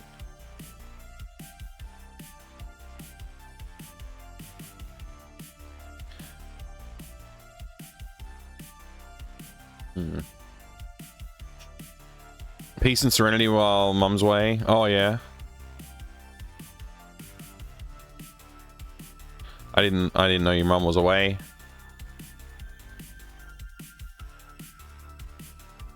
I'm not sure what I was going for here, honestly. Let's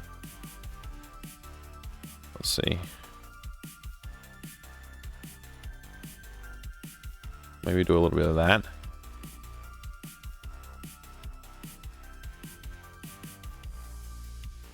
We know we're going to go into a frame where we're like sort of like more hanging by one hand as we go down a little further, so, and that hand's gonna come away, so maybe we start making that happen. Well, I'm not exactly going to follow this frame. It's not quite right. Actually, I might just do that. And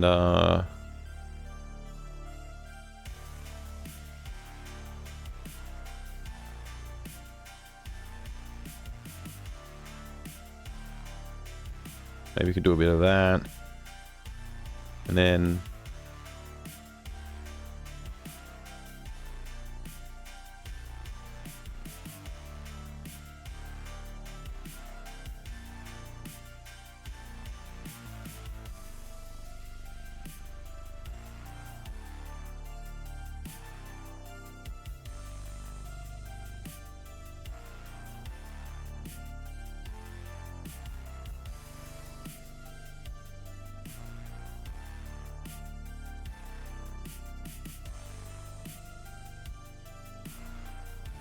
Oh, wow. Okay.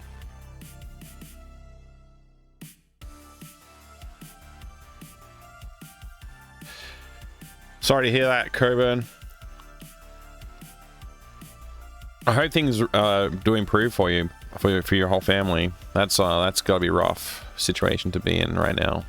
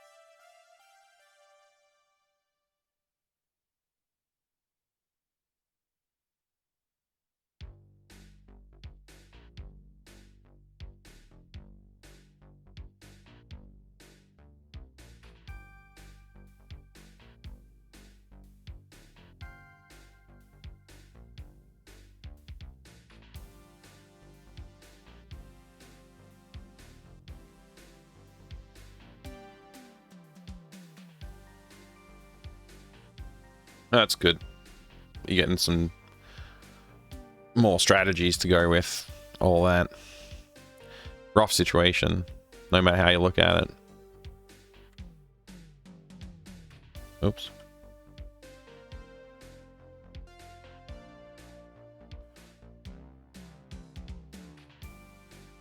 Maybe if I do a little bit of subtle movement on the leg here, it'll come through nicely too.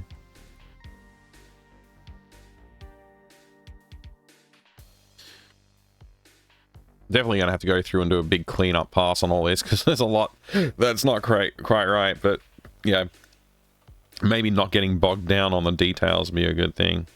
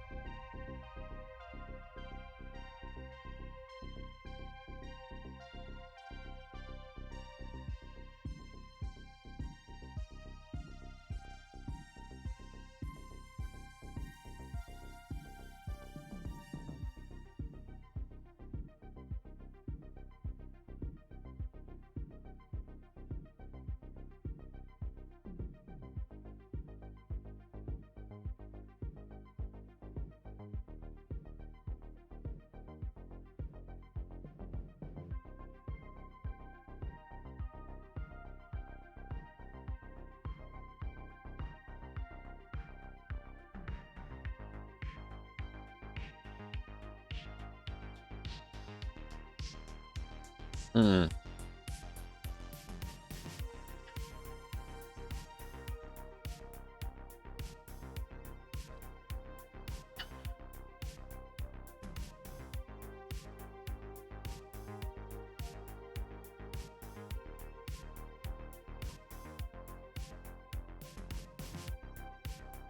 I think this is slightly working. Had something sort of similar happen to your mom about 10 years ago, Adrian. Brutal. That sucks. Yeah. That's really rough.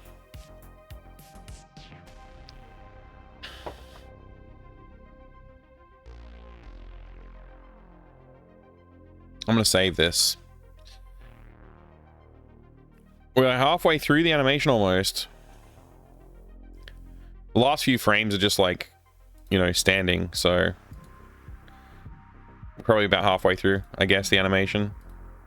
The idea is that it will end up on a frame like this, basically.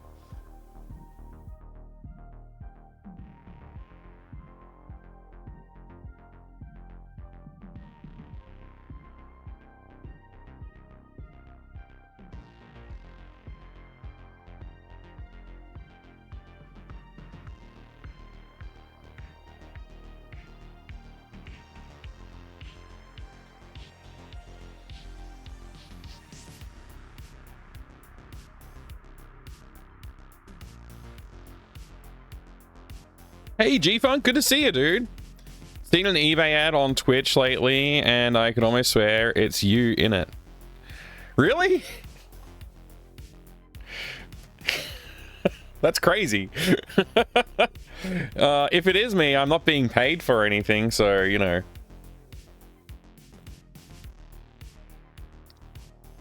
I was actually thinking I should reach out to eBay for a sponsorship, since I spend money on eBay on stream a lot. That'll be funny, G-Funk, yeah.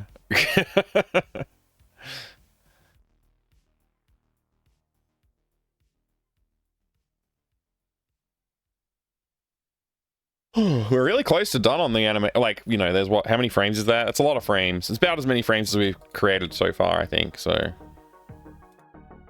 we're at 2 to 13. So what's that? 12 frames? And 14 to 23. So yeah, we're more than halfway through.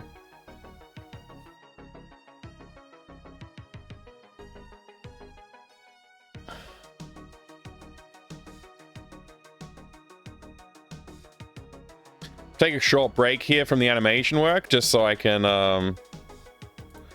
not fatigue on pure animation.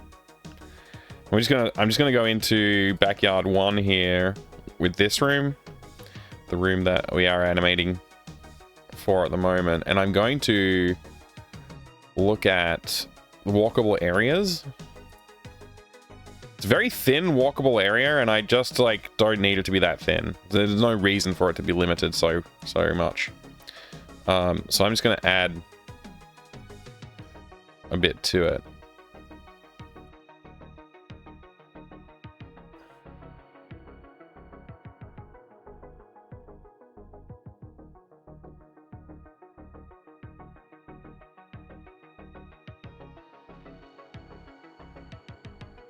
There you go.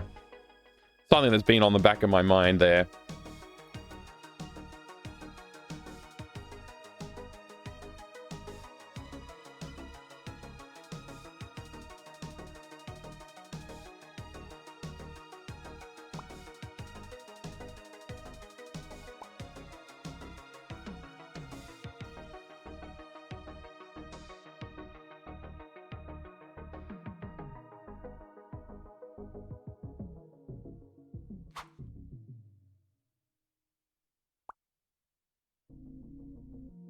Huh.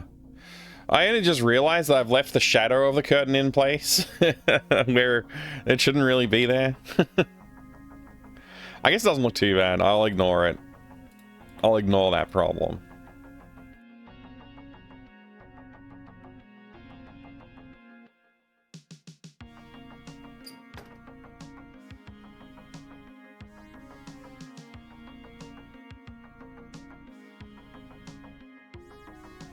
Calamity is the name of the llama, by the way.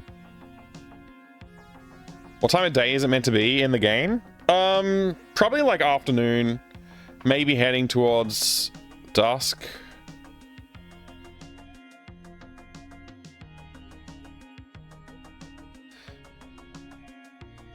Calamity is great, by the way. Thank you. Yeah, I really, it just sort of came to me. Wait, what? Oh, he walked all the way over there. I don't know why he walks wherever he walks when I click on this, but chooses weird places to go. When life gives you llamas, you make lemonade. Lemonade.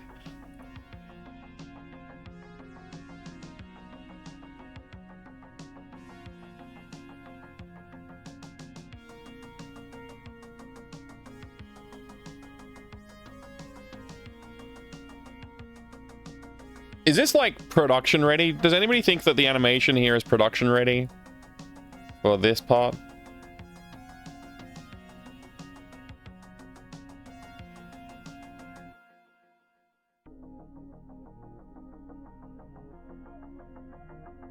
Or does it need more something or less something?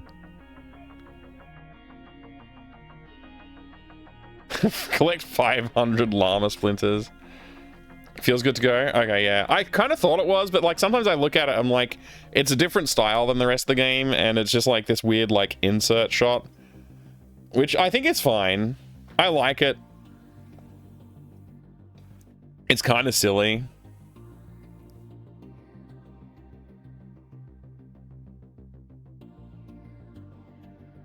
Wish there was a little foot flinch from the llama.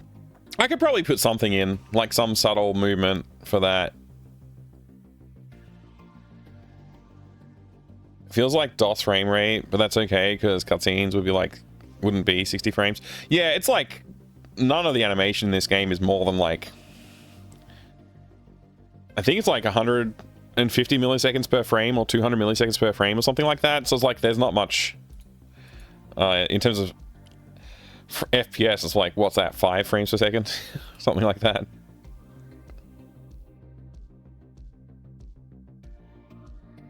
I think the animation kind of works. I'm just like a little bit worried that it doesn't really match the look of the rest of the game, but it's probably fine. I'm gonna go with it. I'm gonna stick with it. Anyways, now we should be able to walk in a little bit more. We got more space to move now, kind of thing. So it feels a little bit less congested when you're trying to walk through the area.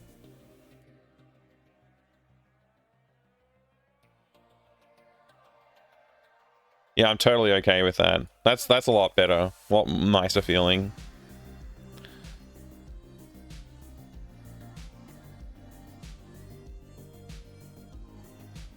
All right. Good change.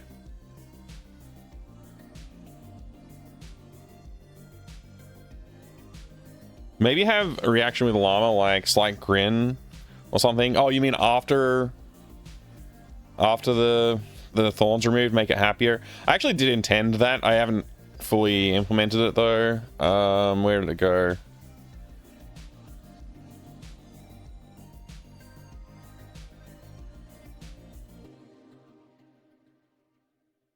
So he's like angry face, and then when you fixed him, he's not angry faced. Very subtle difference, but you know, that's what I had in mind for it. I got to get the cat in the game. The cat's the best.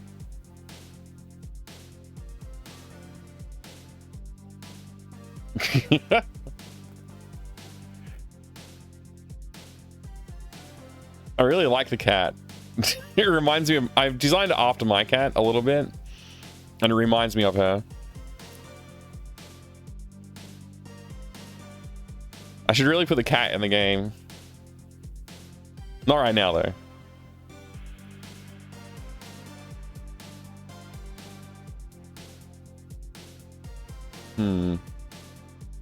Maybe I could do like, for the angry not angry, I could maybe do something a little less subtle.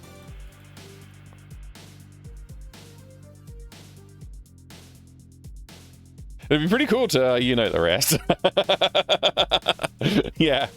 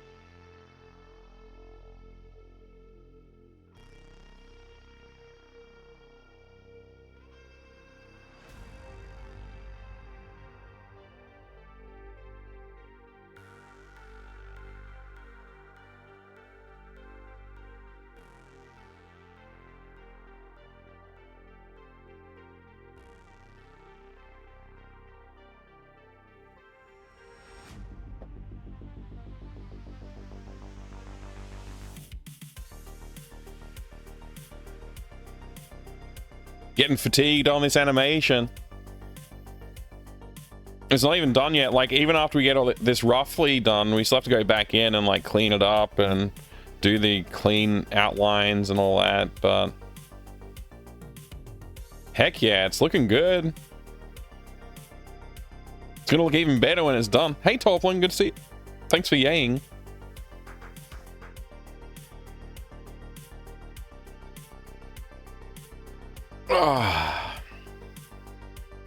I'm glad I'm putting in the effort, even though it is a lot of effort. The effort's going to pay off nicely.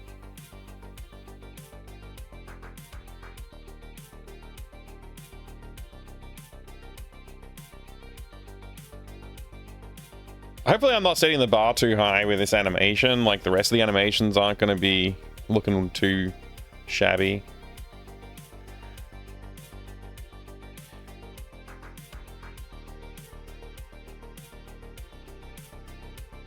Yeah, it's a little bit not great. There's a few problems, like, but I think it'll be fine. Like, even after I've cleaned it up, it's not gonna be quite right, but it should be good enough to get by. Like, I think it gives the implication of like the guy climbing down the rope, which is all I need. Once I add the rope wiggling around and stuff, add a little bit more motion to that. Hopefully that'll help hide some of the other issues that are there, and people will just be like, oh yeah, he climbed down it. That's all. It just needs to look like he's climbing down it. So if I can save some time on any of the frames, I will, but it's not. They're all fairly unique frames, honestly. Like, I guess this is a pretty subtle one here. So we're going from that to this to that, just to like give that moment, arresting the momentum so he doesn't fall to his death kind of thing, and then, or break his leg more likely, and then a little bit of a swing with a little bit of, again, arresting that momentum at the end of the pendulum, what do we call that, amplitude of the pendulum, and then a drop, a little bit of absorption, and again just like arresting that movement with a frame, and then he's just gonna stand back up to his standing position. So yeah, this should be all right.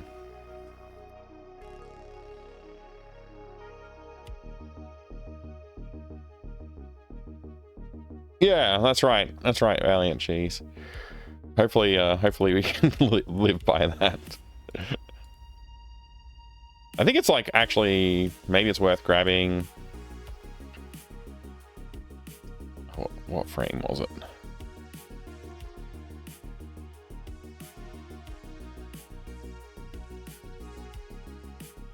Maybe that frame. Yeah, is it worth it? Probably not worth it. Let's just take this one.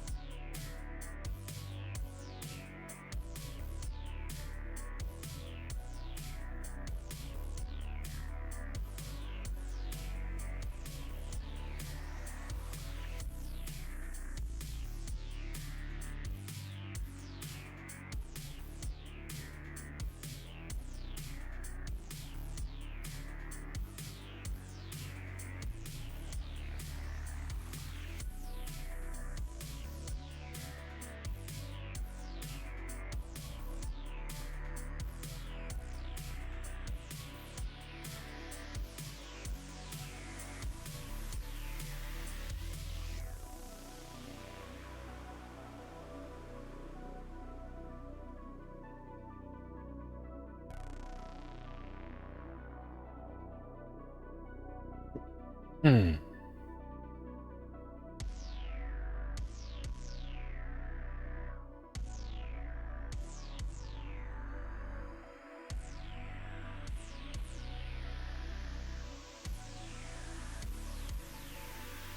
Proton, g'day, good to see you. Good morning.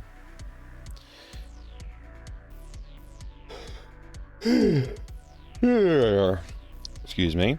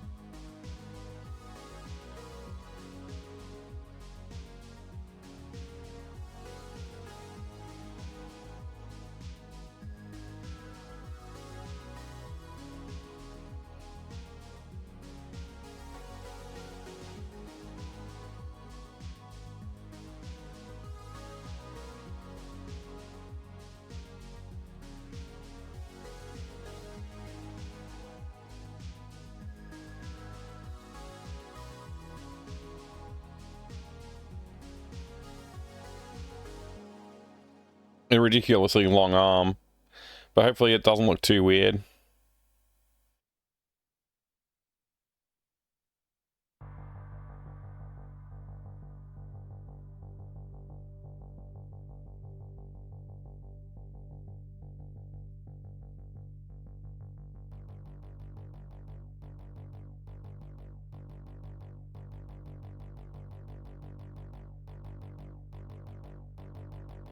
Maybe he's just double jointed. Yeah, maybe.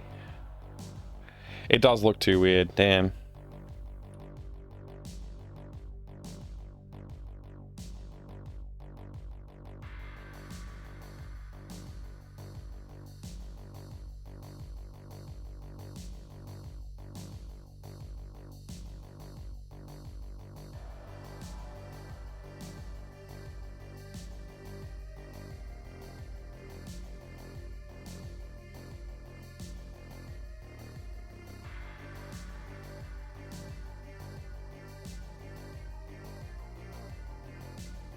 Yeah, it seems to be working.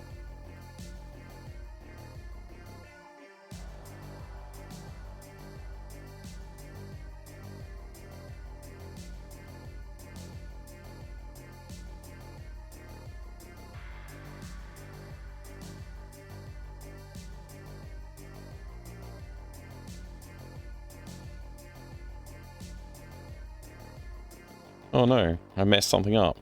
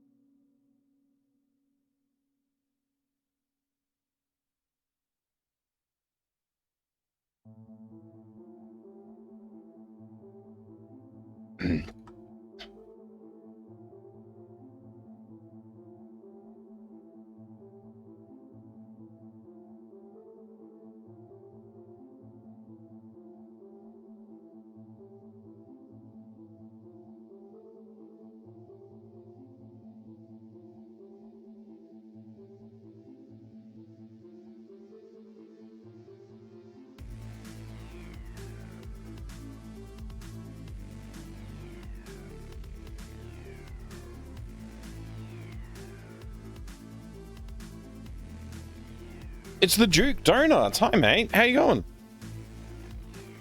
I've been meaning to have a chat with you lately, but I haven't synced up our timelines.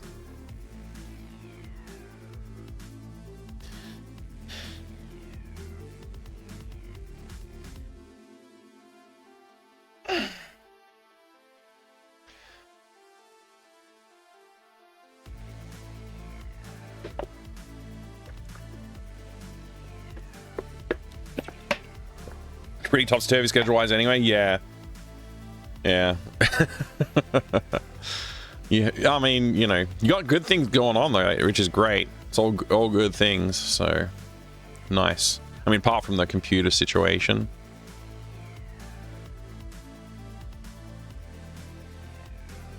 There he goes. So it's just like, what's that? 4 more frames, I guess. Get better this weekend, I reckon. I reckon you're right.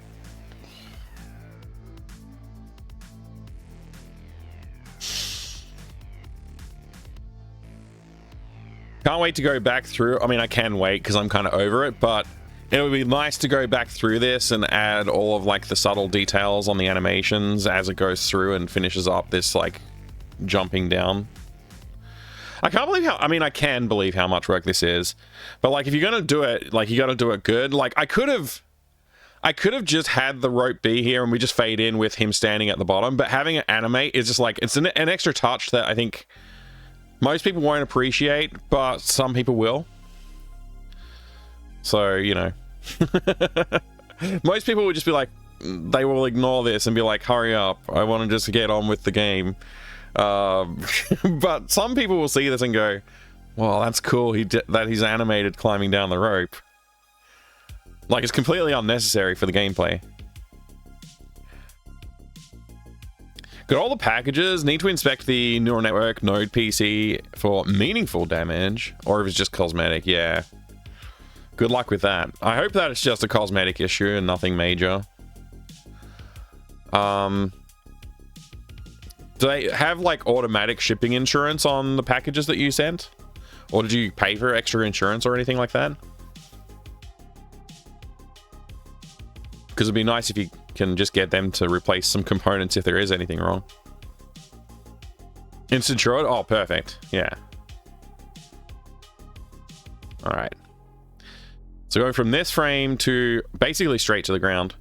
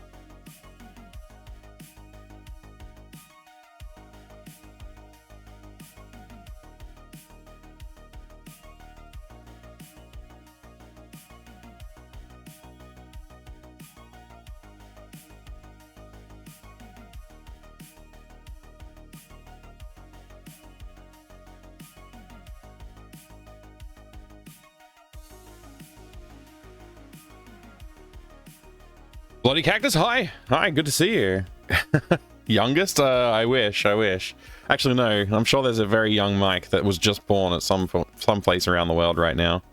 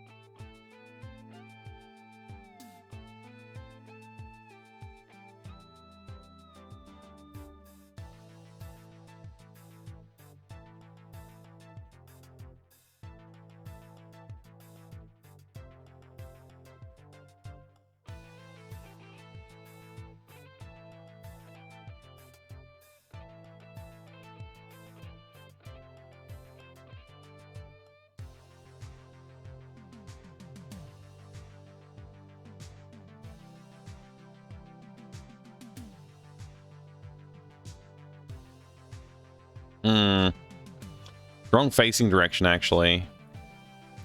That's a bit annoying. Whatever. We'll just reuse this head.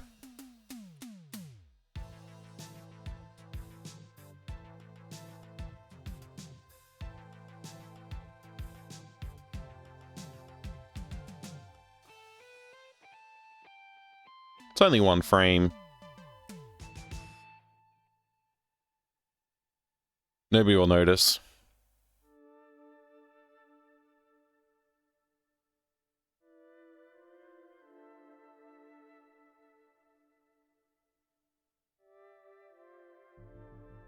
Oh no, I'm painting on the wrong layer.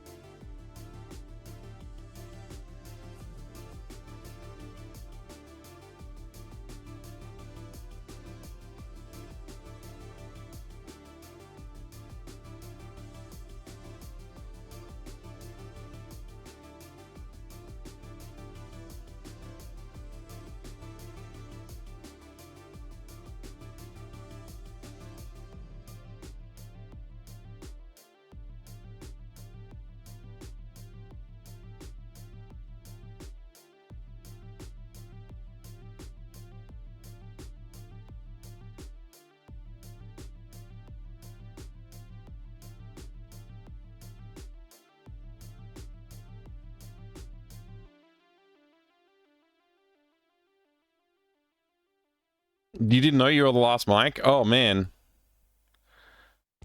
That changes everything.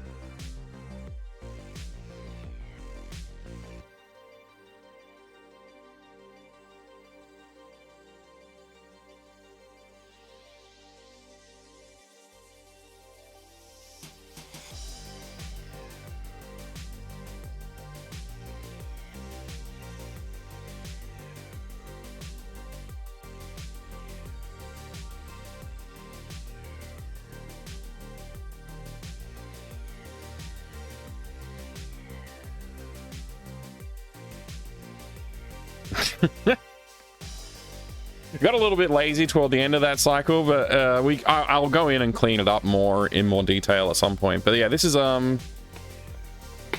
something.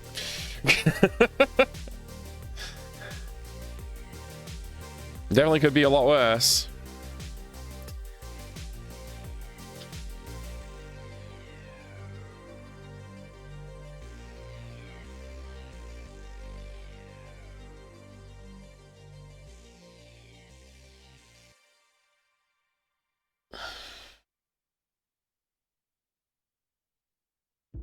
Not bad, not bad.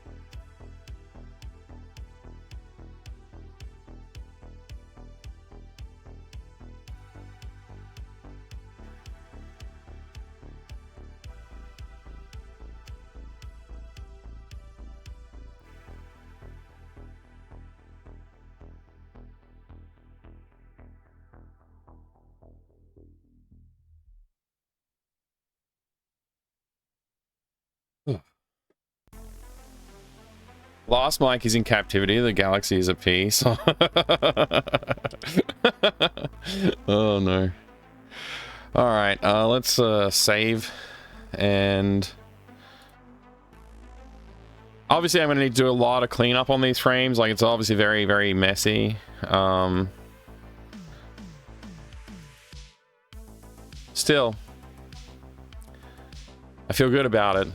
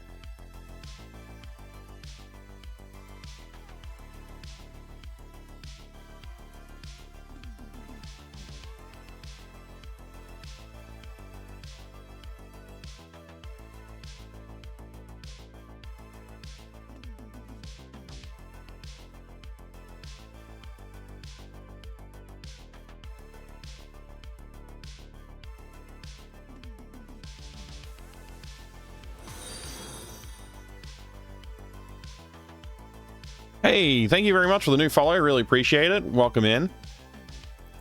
I have anonymous follows on the channel, so feel free to lurk if you would like to. Or jump in the chat and say hello.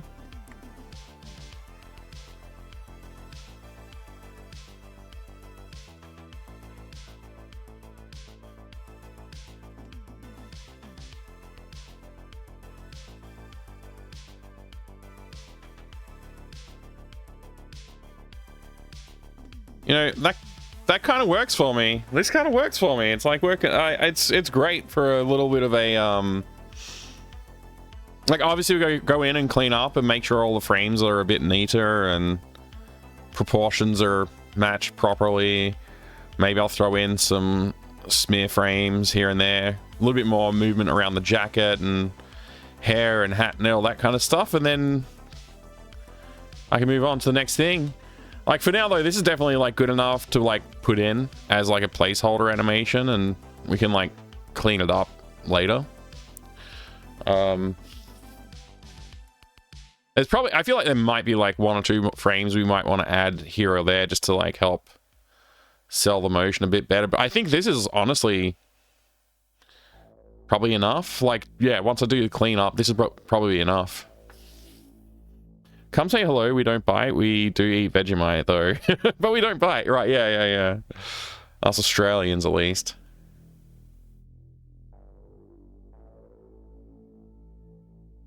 All right, so that's good. We got that part going.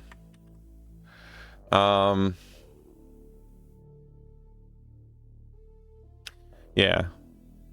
Like the first, I did a lot of cleanup on the walk cycle after I did the first pass on it, and it came up really nice in the end. So, hoping that we can get to a similar point with that climbing animation.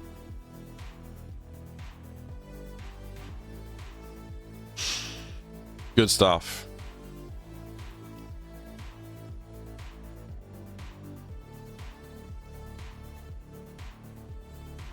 I'm gonna leave that there for now. I'm not gonna. I don't really want to do any cleanup right now. Hey there, Namdak Cat. Good to see you. Welcome. I just realized I haven't organized my GOG stream. I was supposed to do that this morning, but I got distracted doing a different game design. Now I'm going to decide, do I want to cancel it or do I want to make some effort to get it all set up and ready? I got to go pick up the kids in about 40 minutes. So, did you ever get out of the sewer last night? No, that game was... annoying. I'm gonna say it was annoying. Like, the sewer levels feel like they were kind of poorly designed for numerous reasons. The challenge was not so much that like the enemies were necessarily difficult. It's just that the way they designed the levels was like made the camouflage of the slime monster, which for some reason exists. I still don't understand why the slime monster exists in an anti-terrorist game.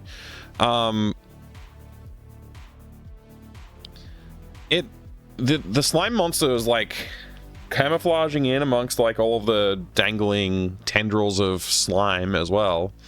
So it also can hide under the ground or something, like it turns into like just a puddle and you can't hit it. And I didn't even know that until much later in the game, because the way they had designed the sewer levels was like just really silly. Like, yeah, I don't know.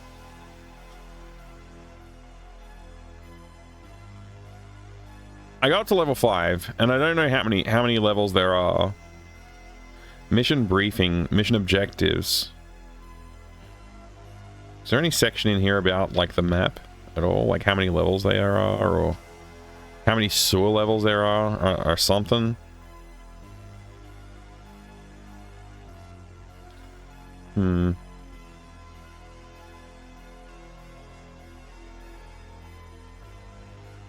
You have killed at least 50% of the terrorists on the current level. You may now proceed to the next level. So you have to kill 50% of the enemies before you're allowed to leave?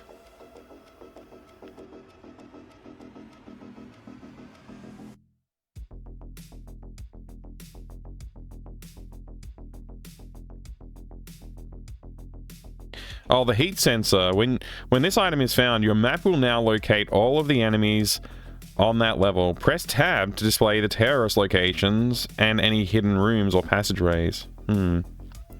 Red dot enemy presence, yellow dot allies presence, blinking white dot your location. Interesting. Doesn't seem to have a thing about how many levels of each type there are.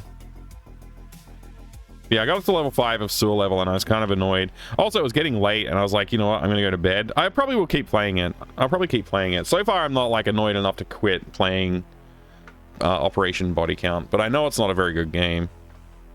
Yeah, there's no way you can do a pacifist run if they require you to kill 50% of the enemies before you can leave. Yeah, so the other thing I want to do, like with this animation as it is, obviously the rope is very static, and it definitely needs to shift around a bit as you climb down it. Needs to react to the body weight on it and stuff like that. So when I go in into smooth, when I come back to this and smooth out the frames for most of these animation frames, and clean up like the outlines and whatever else, I will put in that motion for the rope then, I think. I was thinking about doing it right now, but I won't know exactly how I want it to be until I kind of cleaned up everything. So yeah, that'll be good.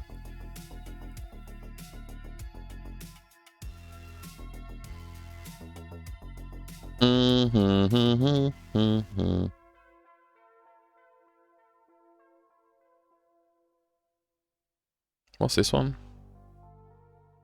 All right, that's where I put in like the rope and such. What? There's a package at the door. Should probably go get that in a minute. Trying to decide what to move into next. You know what? Let's go look at the I was gonna say design document, but let's go look at the checklist, like my tracking document.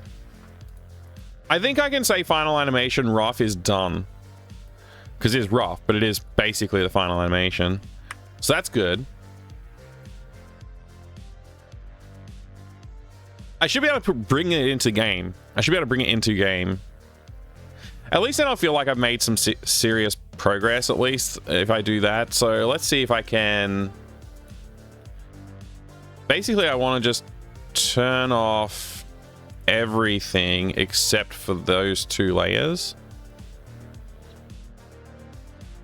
Then I want to... What do I want to do? Is there a... Does trim...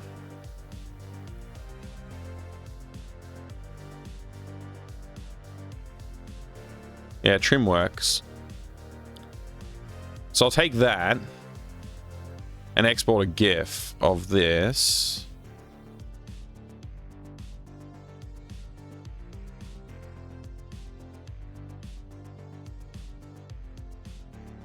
Climbing sequence.gif, that's fine.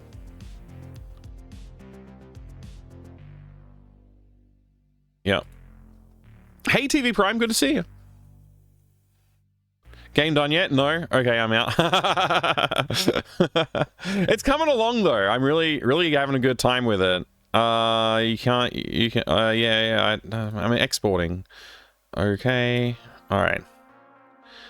Now, we want to add in-game, we're going to add an object. Oh, we've got to change scenes again. There you go. Place new object here. Then we are going to...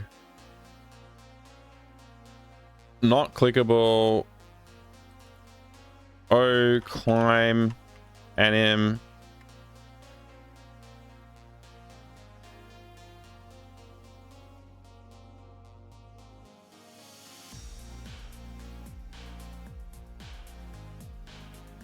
I'm just now realizing I don't have the rope in the scene. So I guess I'll export the rope alone.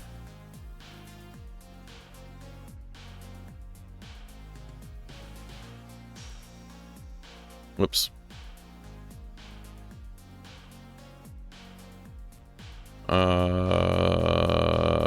Selected frames.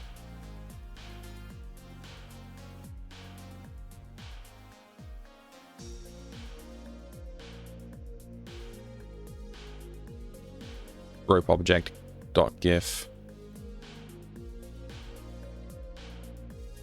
Okay, so we'll call this O rope, where art thou?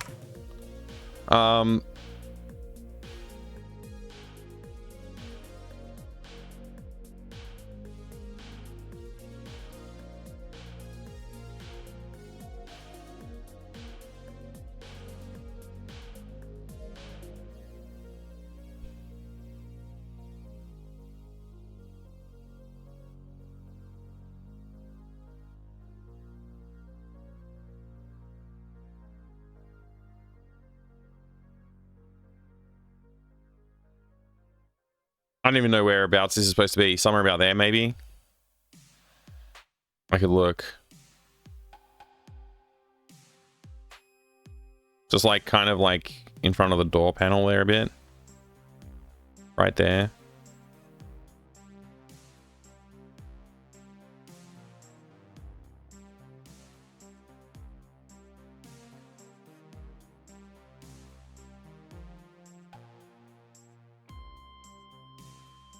I think that's where it is. Okay. And then we want to place a new object. And we'll call this one O Climber. And we'll make its position the same as this position. So 345, 194.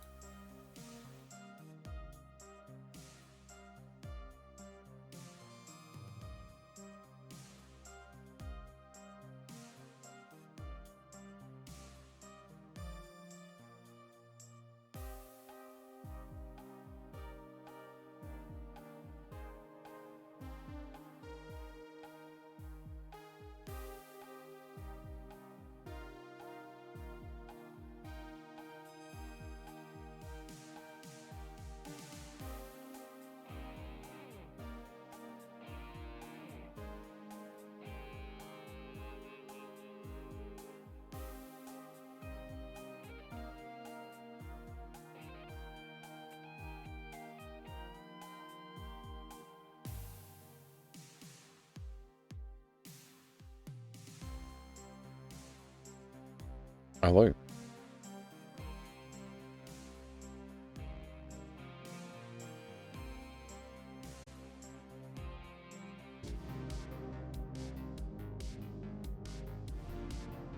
Hello, sorry about that. Just had to deal with a call.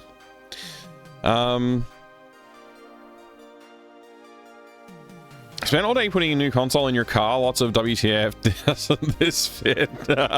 Oh no. Middle console, not a game console. Oh man, it would have been cool if it was a game console. Valiant Cheese, have a good one, mate. Sorry I had to take that call right as you were leaving.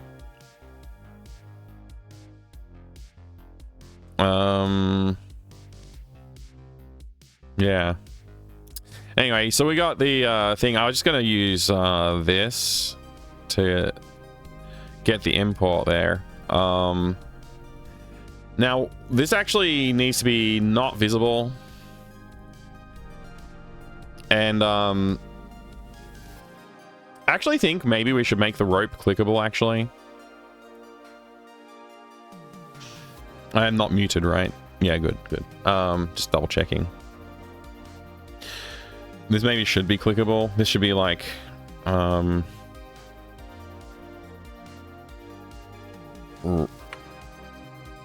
rope, like that.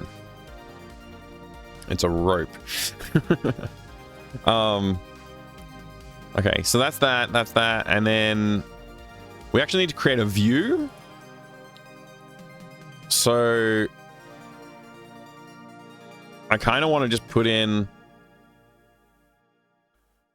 like, I guess I'll do it like this. New view, and we call this one climbing view.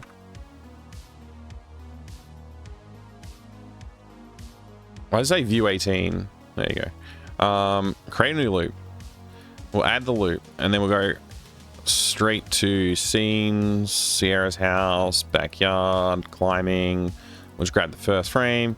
We'll just keep adding the frames until there's no more frames to add.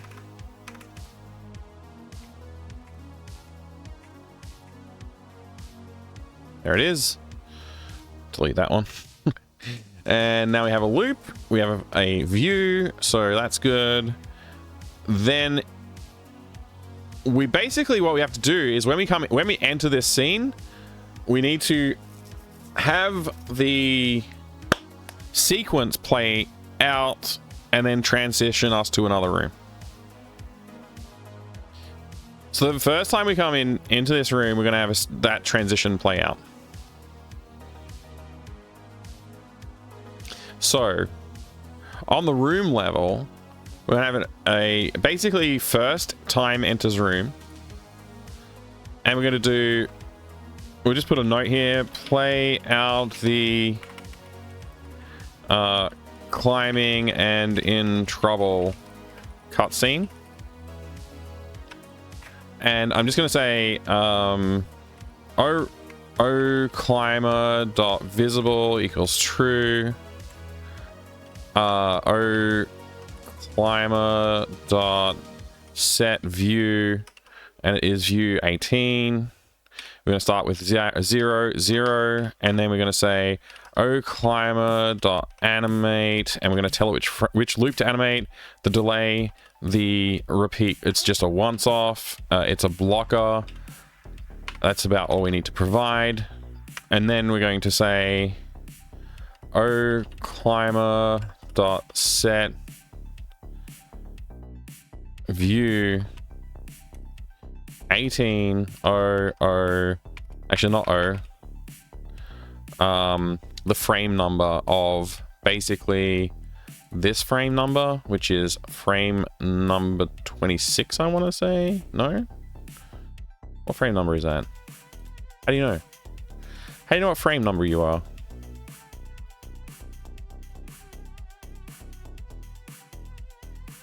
Oh no, it is 26. Yeah, frame number 26. Oops. So we go to 26th frame. We just want to lock on that for a second. And then we're going to say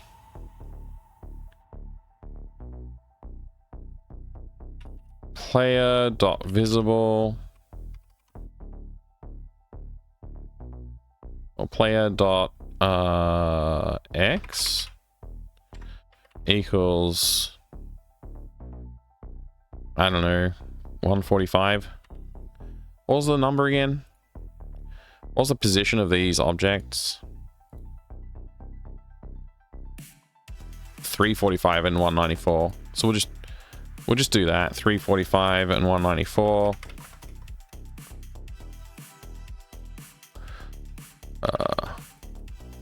It's going to be off, but at least like we'll have it there. So we're basically going to zip the player to that location. So we'll start with when we transition to the room, it'll be whatever. And then we're going to do like etc. This is just for now. We'll just do that. We're going to do wait. We're going to wait for like, I don't know, 5. And then we're going to do player dot enter, no, set, no, go. How do you go to a room in this freaking language again? Player dot root. Is that how you do it? Just player dot root. Player dot set room. I forget how to do this. Because I always use my player enter function.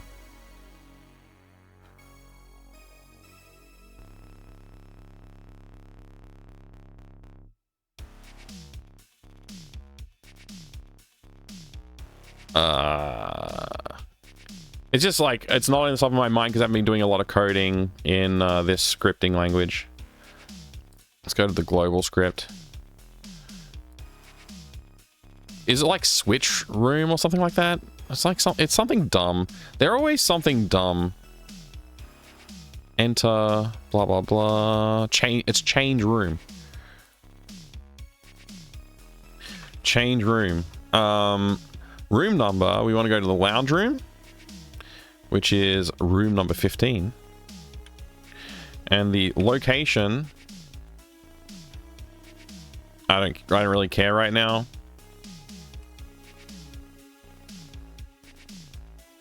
That'll do. And so this will only happen one time.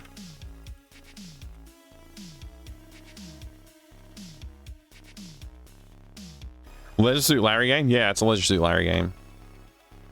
You gotta spy on the change room.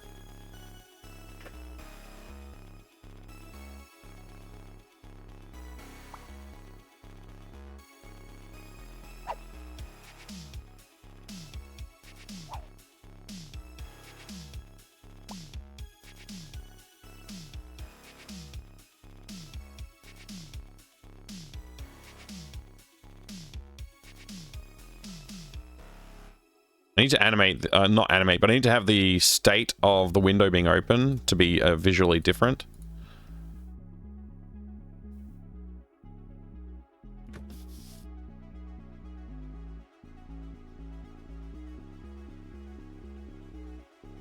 Alright, so that's basically what I wanted, except when we go to that room from the bedroom, we obviously don't want our player character to be still there. Let's see, hotspots.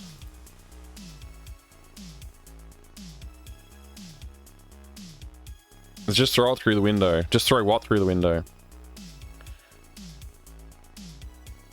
The script.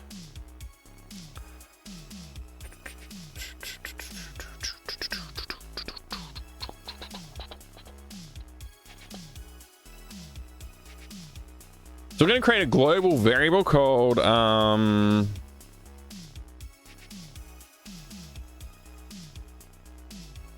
is allowed outside.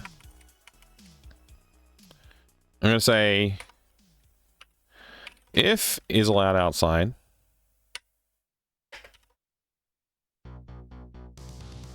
Do this.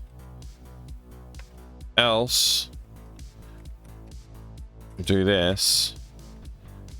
Okay, so that's the thing, and then I'm just gonna make this like off screen basically.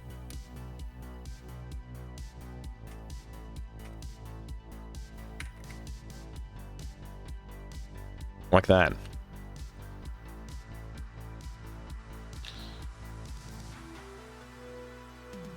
Oh, throw all the items out the window? Yeah, I guess.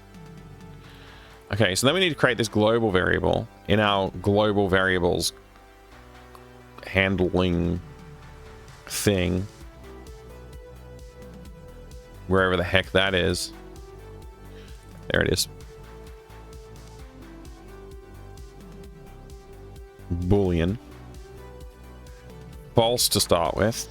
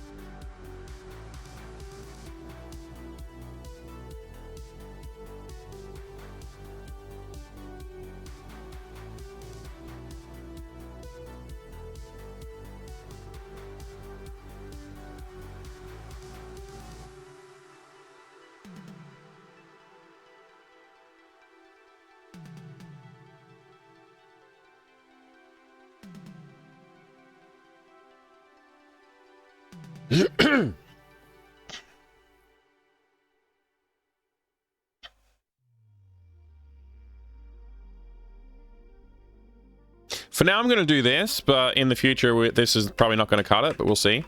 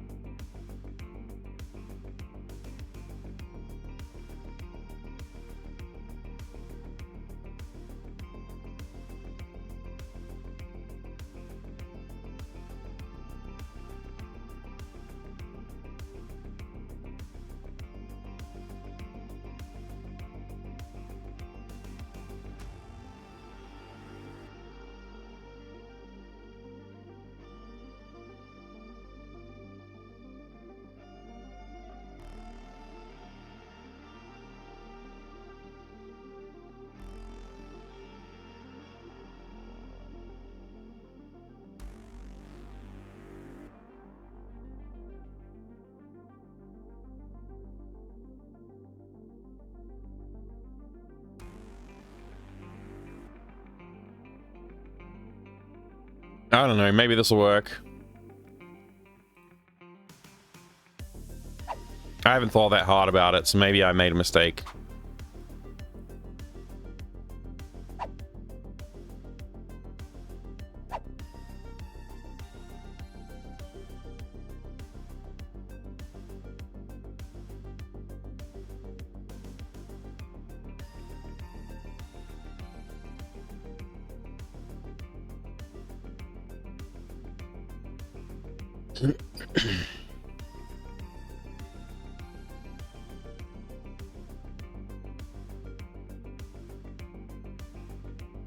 Okay, so that was like basically the sequence. Obviously we have to put Aunt Jenny out there and have the conversation, yada yada.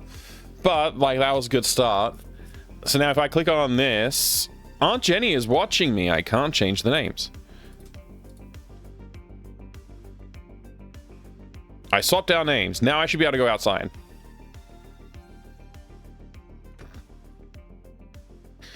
Okay, so this guy's still here. We need to make sure that's not the case. But yeah, this is fine. Also, we need to make sure this rope baseline point is like a little further back. It looks weird otherwise. Cool. Things are happening.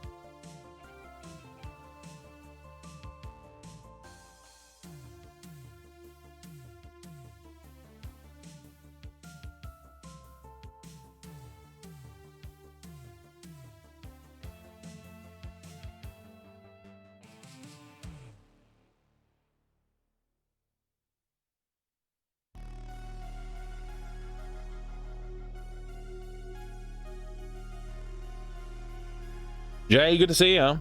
Game's looking great, thank you. I've been staying away to play it mostly blind. Awesome. Yeah, good idea. It's coming together slowly but surely. We're finally on our way to getting it done. It's been a long time in progress, but I'm starting to feel like I can see the end in sight. Even though I know there's a ton of work to do, I can see the end in sight, which is really fun. Really fun place to be.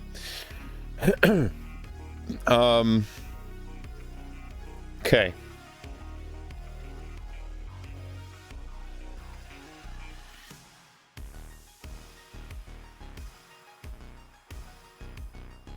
Made a very small game this week. I'm proud of it because it's helping me learn Godot. Oh, nice. That's cool. Have you posted it anywhere or is it just for you?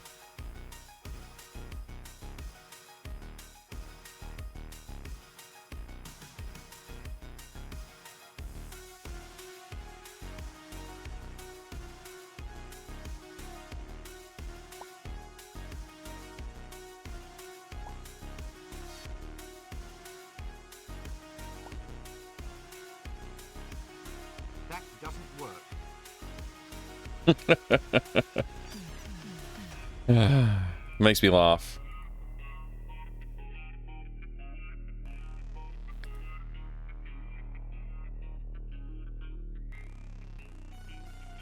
That doesn't work.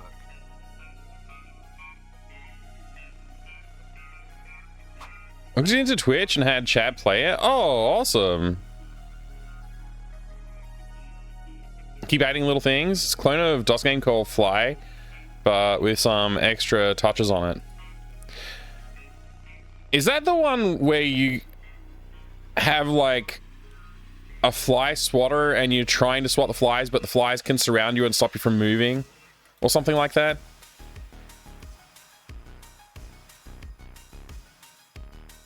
That might sound like a weird description, but that's like a game that I remember to do with flies.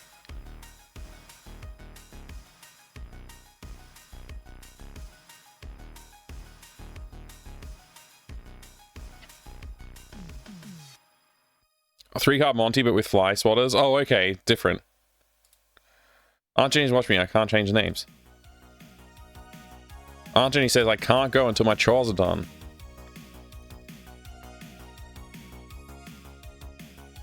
I swapped our names.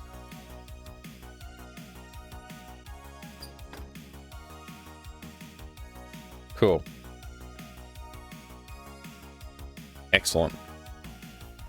Let's see now.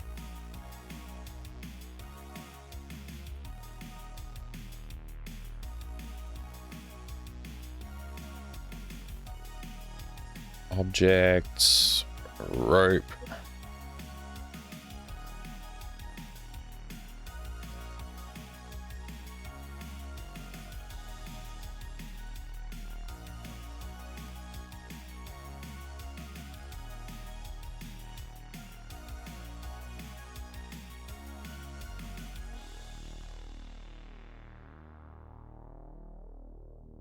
There we go.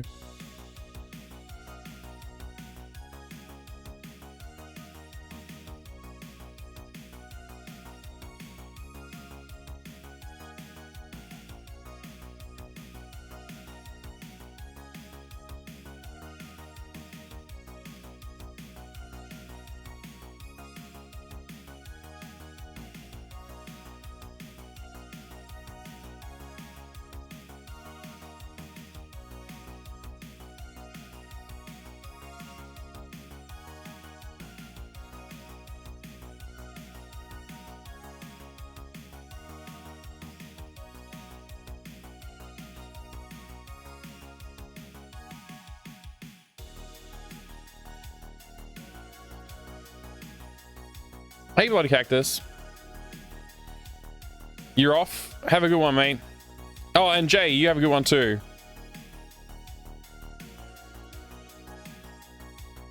Had to stop in and see a little of the game and say hi. You've been making great stuff. Thank you. Thank you, Shaboy Jay. You have a good one. I appreciate you dropping in, saying hello at the end of the day. Very nice. I'll have to check out your game for sure. Sounds interesting. Like, I like a good interactive stream game. Those are always good. Good times. Actually, there's something I want to experiment with this time. I have to remember to do it.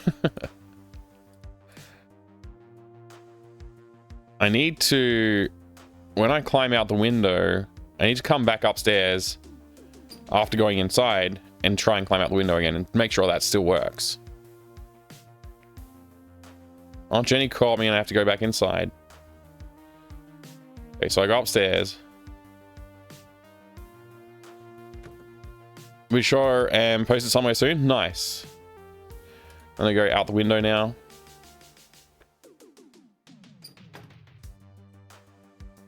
Okay, so we need to make sure that the frame gets set to the right one, so that we're not on the ground already.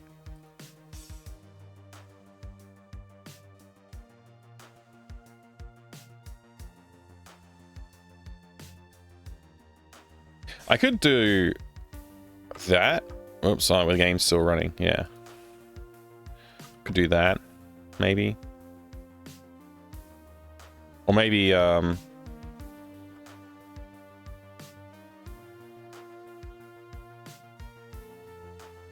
if I just always make it not visible? Because we set it to visible where we need it to be visible, so I guess I could do that.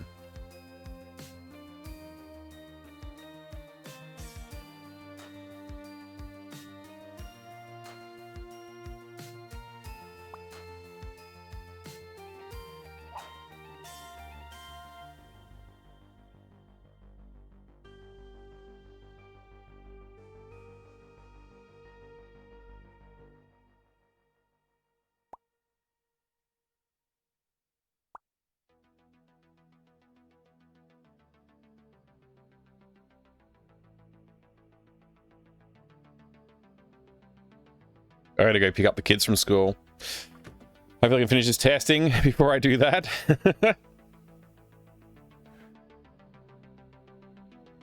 Okay. Good.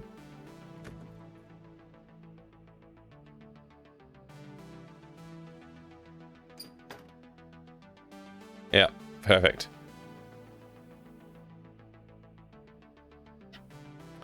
Okay, good. And then I go outside, can't leave until the chores are done.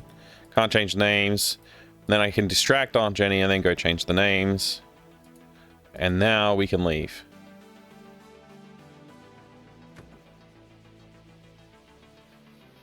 If I just realized, I don't know how we handle this if I climb out.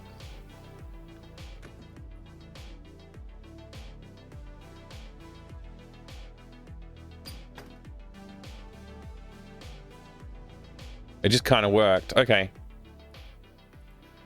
Yeah, good. So everything's handled properly. That's good. Just like subtly pushing our way towards having the game implemented again.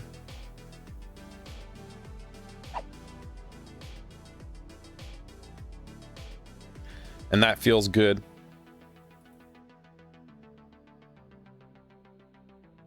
We can fix Calamity's foot. Or Calamity's foot. And then we can theoretically solve all the rest of the puzzles on this side of the screen now that we've gotten past Calamity.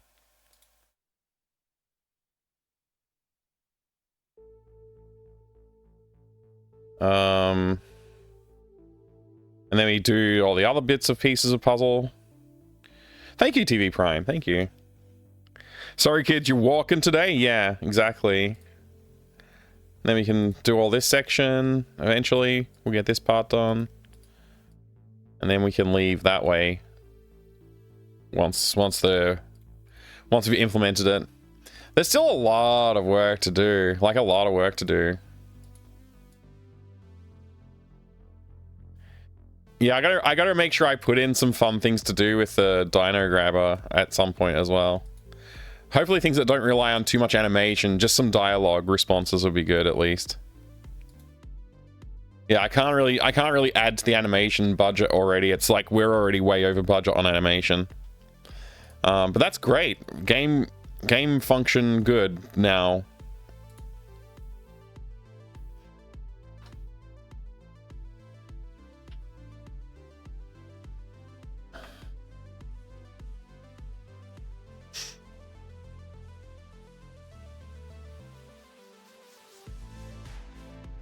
I think the next thing I'll focus on is the cat.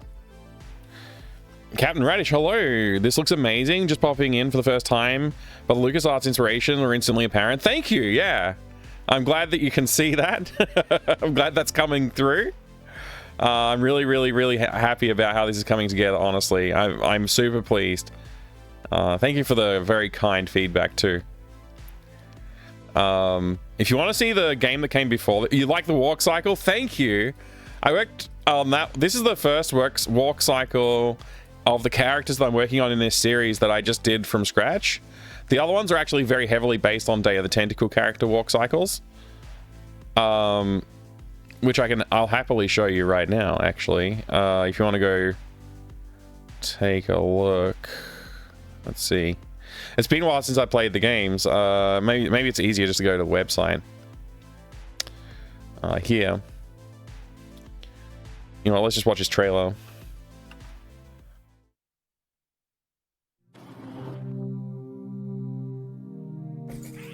This is the last game in the series.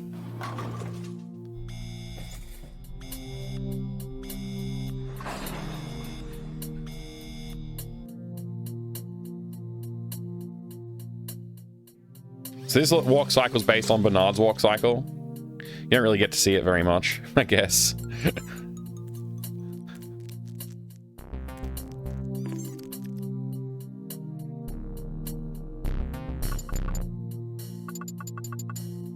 You should totally play this game though if you haven't already played a Captain Radish. It's very good. It's a fun little game.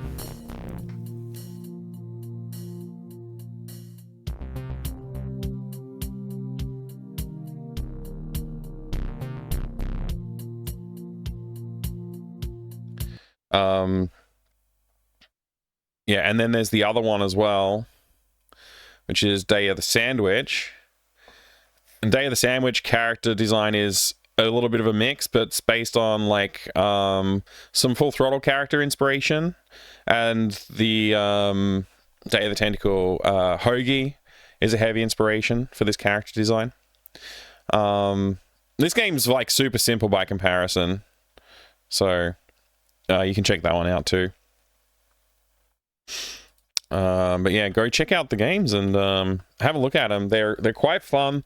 Like the Day of the Sandwich was sort of like my first time making a game with AGS, because I hadn't really used AGS before. So I was like a lot of learning on that, and it was also done in a very short time frame. So it was like 2 weeks. I just sort of crunched it out quickly at the start of this year. Hamster, I spent a bit more time on it. Hamster, I spent like maybe like, I don't know, it was like 40 days-ish on in terms of number of streams. But like actual work, probably a bit less than that. Probably more like less than a month of work, maybe. This one that I'm working on at the moment, I don't know how many hours have gone into it yet. I haven't really gone back to check, but I've been putting a lot more effort into this one, just trying to like increase the quality of the animations and stuff like that. So, but these three are going to basically just introduce the 3 characters that I want to have in the game.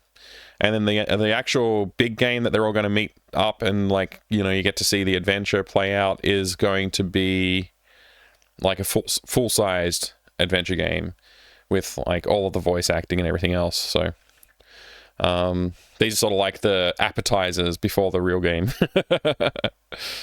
There's a neat new thing with Itch now. If you wanted to make your Itch URL into your Blue Sky handle. Yeah, I heard about that. I haven't looked into it yet, but maybe I should. Yeah, it's a good fun way to do it. Plus it gives me a chance to like learn the limitations of AGS, because I normally like programming my own engines or like using like more advanced tech, but I decided to use AGS, and so I had to learn all of the limitations. So yeah, this game is going to be like the Day of the Redacted, the one I'm working on right now.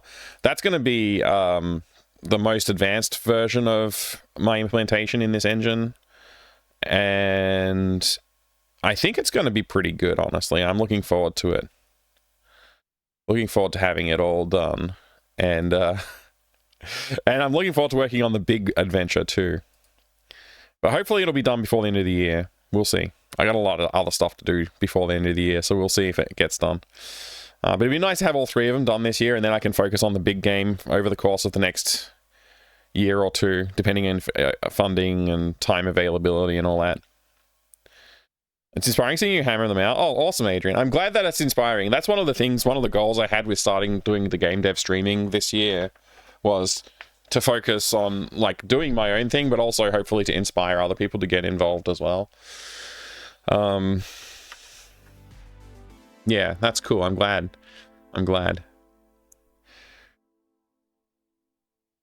There's one notification. I want to read it, but I'll read it later. I gotta go pick up my kids from school. It's they've definitely left classrooms by now, I think. So yeah, they'll be waiting soon. Yeah, I can't wait till we get this climbing sequence fully implemented.